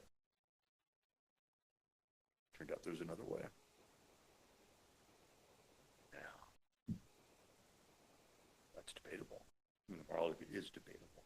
Well, I guess what I'm getting at is I'm disturbed by those who regard it as evident and obvious. I don't think they put themselves in Truman's position. You may not be familiar with the history of what laid the groundwork for that decision. But for me, that's the decision. That's what he faced. Is there an alternative to doing Okinawa 10, 20, 50 more times? We left Japan. We did that. But also you might have 1 million American casualties. Some people were using that number. You obviously wouldn't know, but on the basis of the 100,000 casualties, dead and wounded in Okinawa, that seemed like a not unreasonable forecast. Mm-hmm. It was going to be at least 10 times bigger than Okinawa, and probably more. Then we're talking 1 million Japanese civilians dead. If we go through this process again and again, huge modern battle with the civilian population in the way. So, he faced an awful dilemma. Truman himself, to the end of his days, he said, I'm comfortable with my decision. Make it automatically right, but I don't think people do justice to his horrible dilemma. In general, I don't think people do justice to the horribleness of the Second World War. Even as a kid listening to those veterans, I thought to myself, that is a nasty business. Mm. And they weren't even getting into the really nasty parts of it. Right. We need to end it.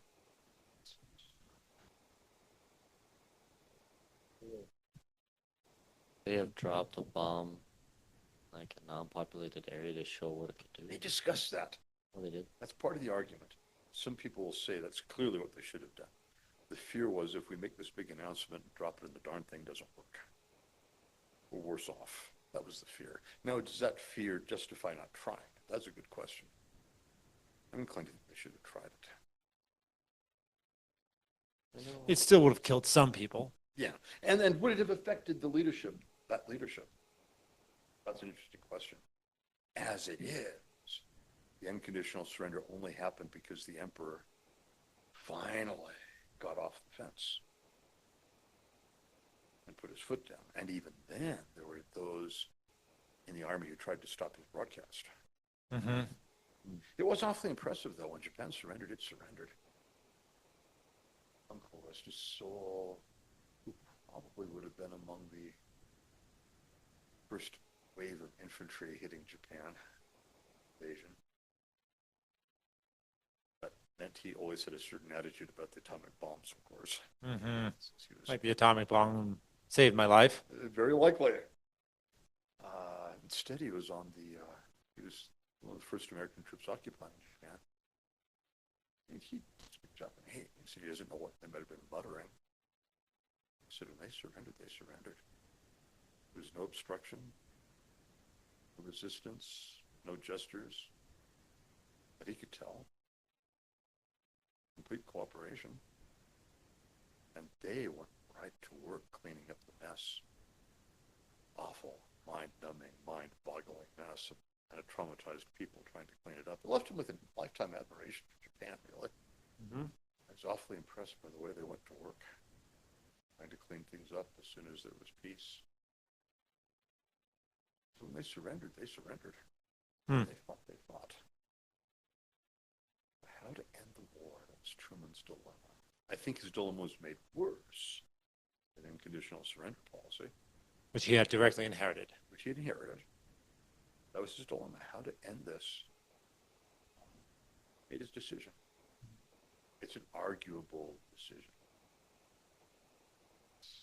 I think too often in the argument, people don't do justice to the horrors of his dilemma. Right.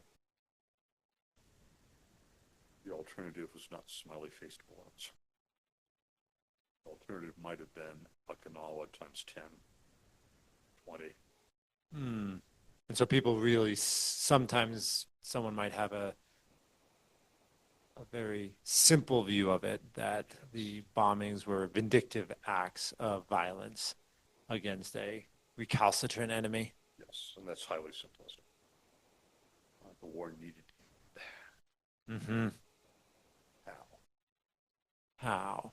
How to scare the Japanese war elite. How to get the war elite to make peace. Mm-hmm. In particular, how to push the emperor off the fence. Mm-hmm. We basically understood, things were unclear, but basically understood that the emperor was a conflicted personality. Had a difficult time saying yay or nay. Mm-hmm. So let things develop. The only way unconditional surrender would happen is if the emperor insisted on it. Uh-huh. How to get him to insist on it.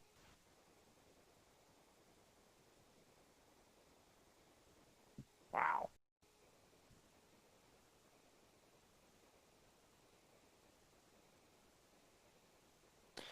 And so the Christian prince at times will demand actions of his military that will result in the death of innocents.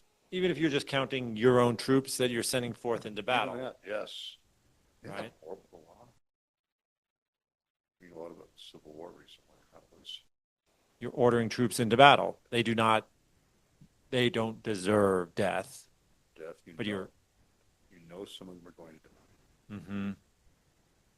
He knows. That was Lincoln's dilemma. The war could not be won without attacking. Mm-hmm. Attacking meant getting people killed.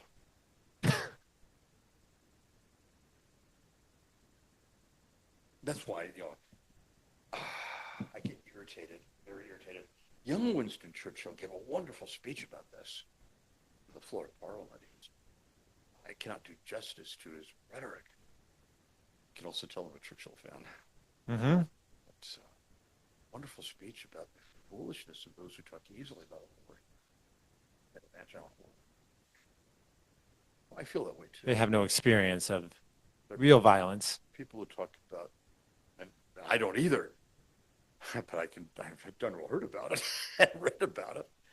I get irritated when people talk easily about military action as a way of solving problems. It's not. I'm reluctant to get into politics too much, but there's a colleague of mine, World Youth Day in Brazil. He was in a desperate effort to find a porta potty, and my, those are nasty porta potties. But as he walked through the night, he stumbled upon, quite literally stumbled upon, a group of youth pilgrims from Iraq. This 10 years ago, right, when I was in, asked, are you an American? And he said, yes. And they said, why? There are people in our government, in my opinion, who were too comfortable thinking that a quick, easy way to solve the problem, Saddam Hussein. Ah. Never assume the war is going to be quick and easy. They're nasty affairs, and they have a dynamic of their own. They're like little gremlins. They look cute in the cage, but as soon as you let them out, they start doing their own thing. You try to get them back in, good luck to you. War is a dynamic of its own. Not easily susceptible to reason. You can see, I think, again, oh, God help us, well, to get into contemporary politics, but you can see, and I think President Trump can see the clear outlines of deal. Better frame war as a dynamic of its own. What has been shed, everything to accept this deal is, our people shed their blood for this. How do you get a people who've been dying for a particular cause to agree to a compromise? Not easy to stop war once you're in the dark thing. It's not a fully rational enterprise. Hence, the wisdom of the church's teaching has to be a last resort. So once you're in it, good luck getting out. We need to scare off the wolf before it attacks the sheep. Scare off the wolf before it attacks the sheep. And think carefully about whether or not you want to attack the wolf slayer. Think carefully. That's going to be worth the pain and suffering. It might turn out to be more complicated affair than you suppose. Right. It may not be accurate to say, well, if we can just empty out the wolf slayer, then all of our problems will be over forever. That's the language people use when they, responsible, powerful people used when they hurled us into Iraq and when they extended Afghanistan into a prolonged nation-building adventure. We're going to drain the swamp. Isn't that what they said? No. War is not it's not a fully rational enterprise. It's, fighting and killing. Emotions take over. How to get that under control. Once it starts, but far better not to let it start. I wish I could do justice to young Churchill's speech. It's particularly moving to consider he was giving it a little over 10 years before the First World War. He was irritated by responsible people talking about another war in Europe as though that were anything other than an unspeakably horrible possibility. The Christian prince waited if he possibly can, and that without causing the death, or without causing the death of his sheep. With that, yes, not letting his flock get carried off. And that may mean sometimes making a deal with disreputable people. Not every disreputable person is a Hitler. Or a terrorist. One thing that bothers me a lot is that for some commentators, negotiation is Munich, 1938. We can't give them anything. That would be appeasement. We'll just guarantee another war. No. There are some people who are unappeasable. There are some. You can identify what they want. And if what they want is not manifestly unjust, and it isn't hurting your sheep, it would be wiser to let. Because war, once underway, escapes control. Well, then as part of a quid pro quo, right? Okay, we'll give you that. What are you going to give us? What guarantees can you provide?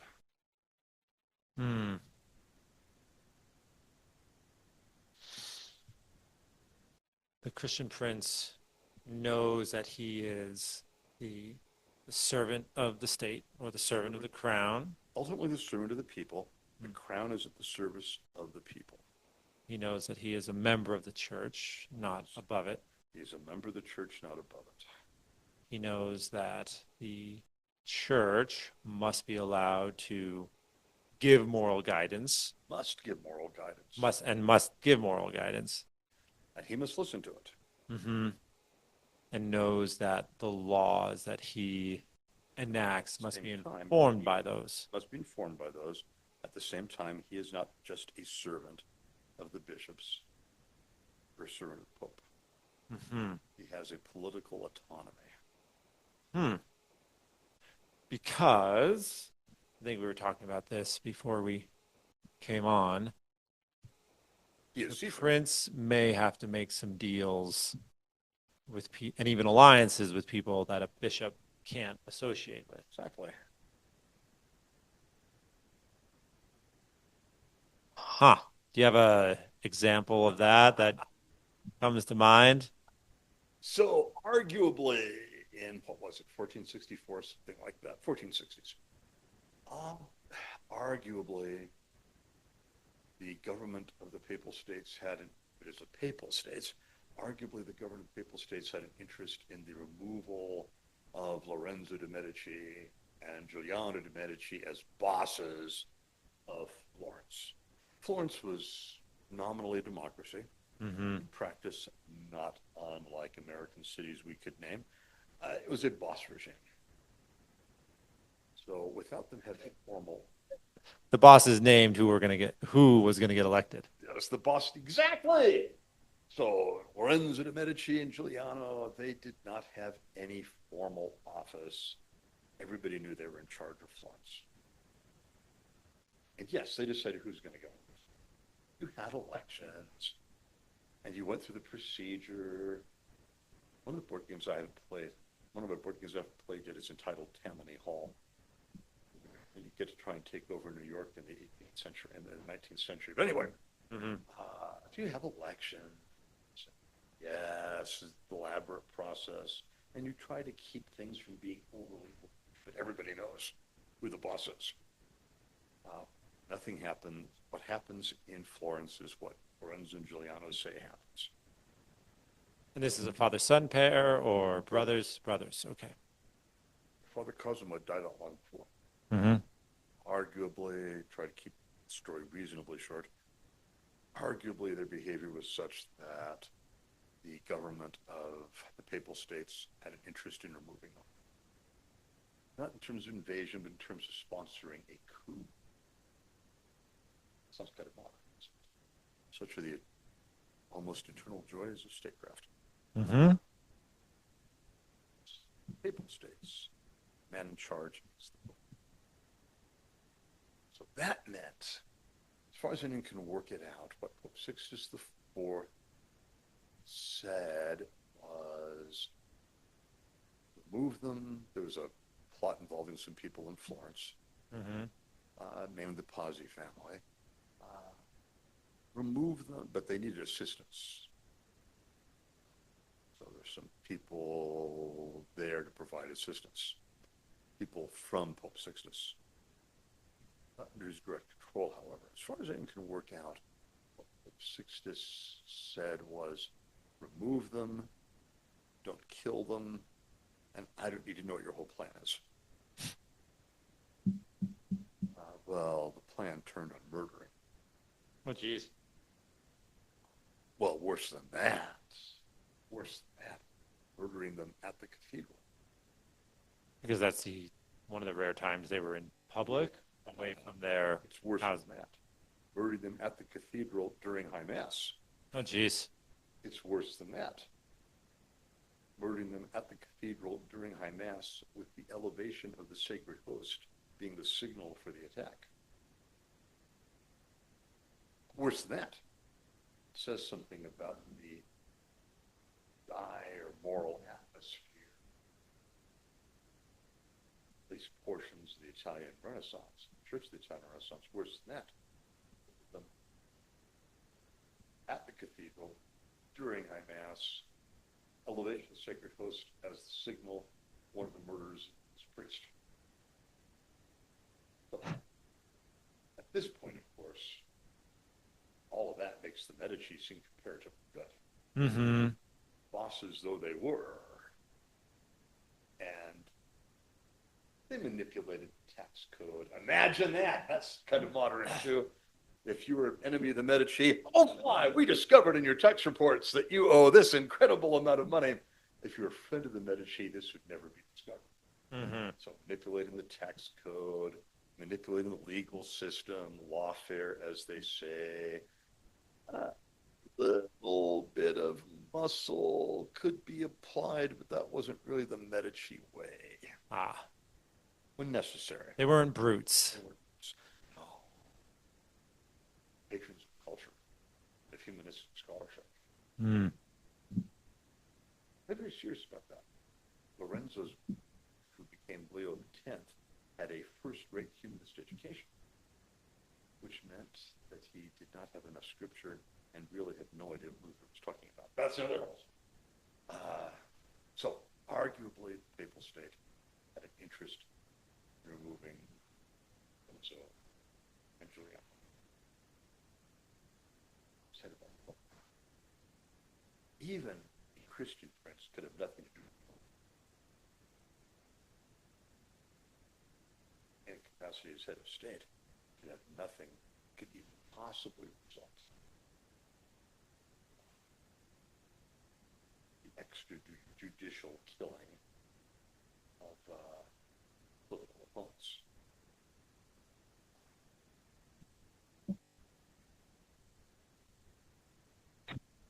It got a little out of hand. Really. Humiliation of Pope Pius IX, 1840. Wave of enthusiasm drive the Austrians out of Italy, and people expected that the Papal State would join the crusade of Risorgimento, even if you could argue that a Christian prince had a right to take military action and form a little part of it. Even if you argue that, princes, he can't have bloodshed over this. Deeply humiliating. Tried to split the difference. He sent his army to the frontier, to the border, with orders not to intervene.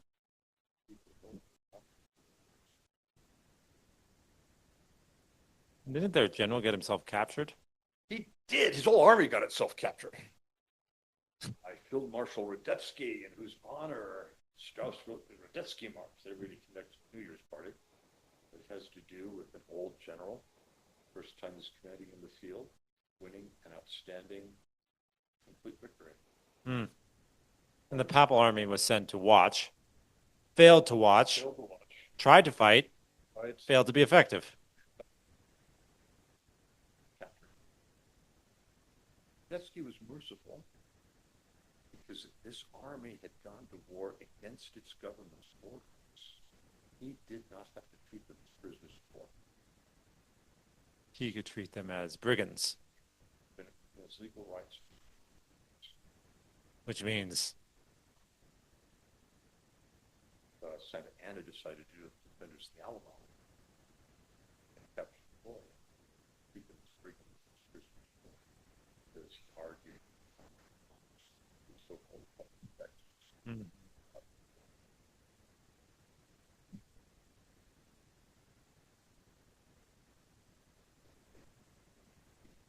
So, Papal States, long experiment, ultimately unsuccessful experiment. Bishop, case the bishop, exercising direct political. And I think we conclude from the experiment that we don't want to do it again. Mm. There are Christian rules that apply to the Christian prince. There's also specific vocation of bishop, and that specific vocation of bishop or priest is incompatible with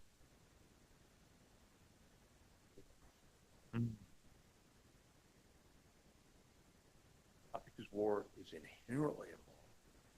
It's a vocation of those lay people who, under law, have that commission, that training, and that call.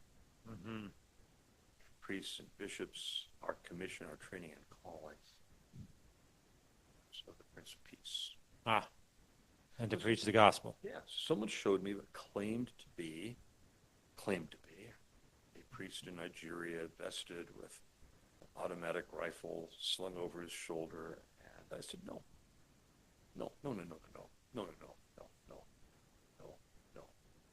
If you're worried about security, and if the legal authorities are unwilling or unable to provide it, which they seem to be in northern Nigeria, the Nigerian government is either grossly incompetent or criminal, and most likely a combination of two. Then if this lawful civil authority is incapable of doing its job, you find people, lay people within your community who can take on that role of defense. Take on that role from a prince who, like John, or maybe Henry III, or Edward II, or Richard II, is incapable of being the prince. Either cannot or will not.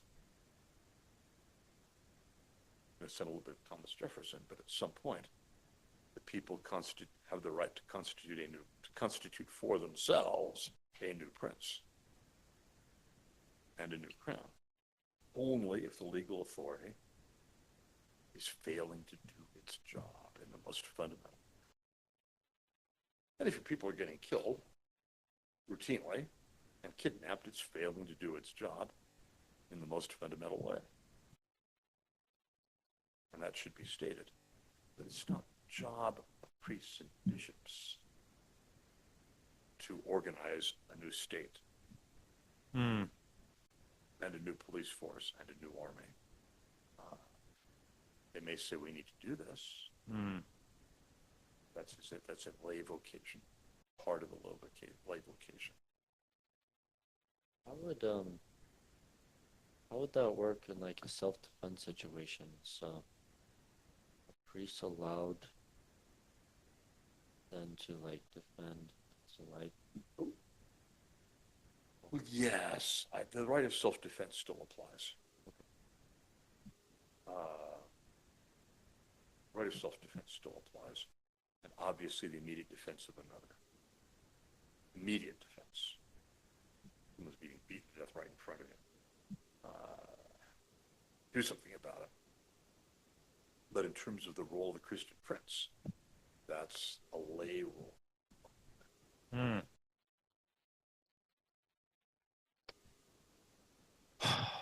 And the difficulty lies in that a Christian prince or a Christian general will do things, must do things that Christ himself never did. He never did. He said, my kingdom is not of this world.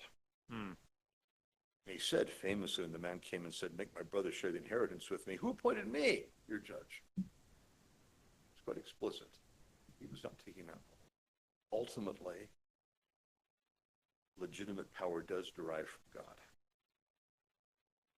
But I argue, and this is it was a very fascinating dispute in the late Middle Ages.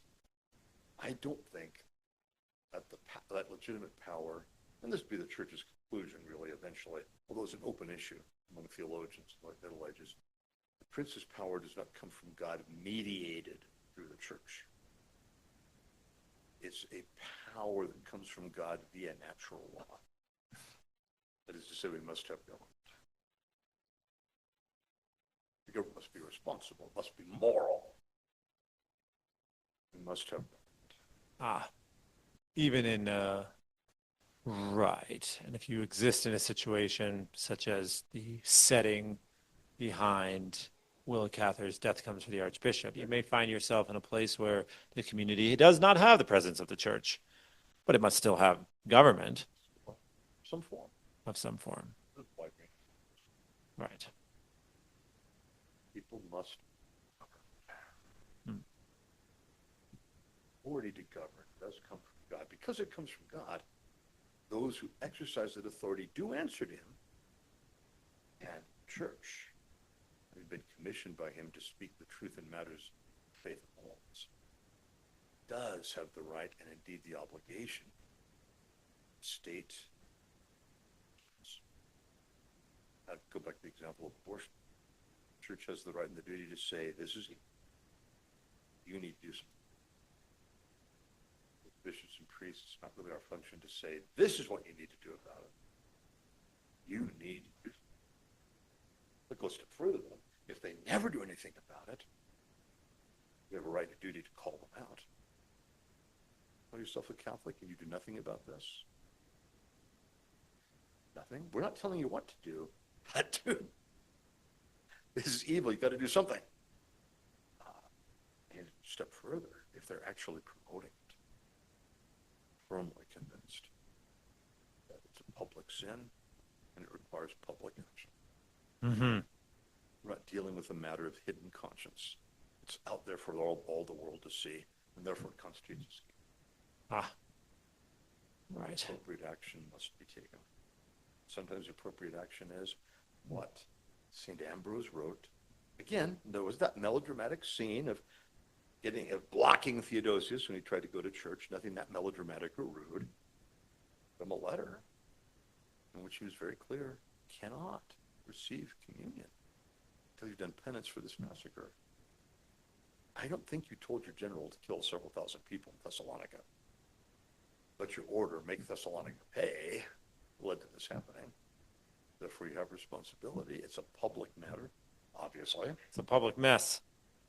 And therefore, public penance is required.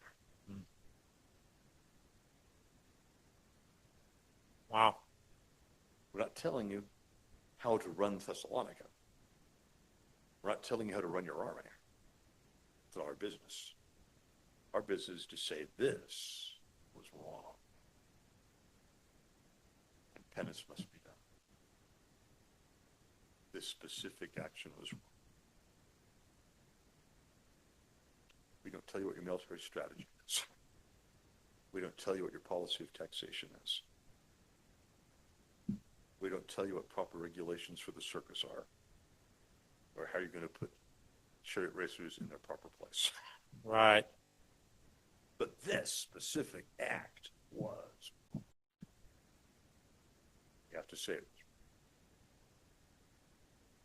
Wow. Well, as always, Padre, great stuff. I'll go back to Richard Lionheart before Oh. I finish, though. Oh, I have to say one this. more. He's a formidable man. He had one really formidable bishop, St. Hugh of Lincoln. Started out as a Carthusian monk. You would have guessed he'd make a marvelous bishop. Richard was skeptical about most bishops, not about Hugh. I think Hugh of Lincoln sums up the impact one good bishop can have. Richard Lionheart, who was a tough character, said of Hugh of Lincoln, if every bishop like him, there's not a king in Christendom who would dare raise his head.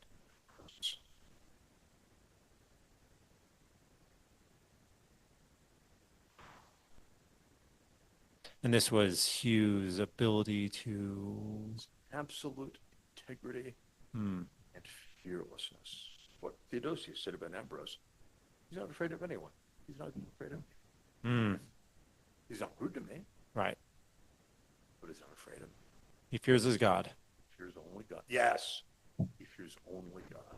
Ah. And you meet someone who fears only God, you're meeting someone who has astonishing strength. Well, let us hope that all Christian princes can be described that way. And Padre, always a pleasure to have you. Thank you so much for coming on. they made it down. Yeah, I can't wait to have you again. All right, till next time. Cheers.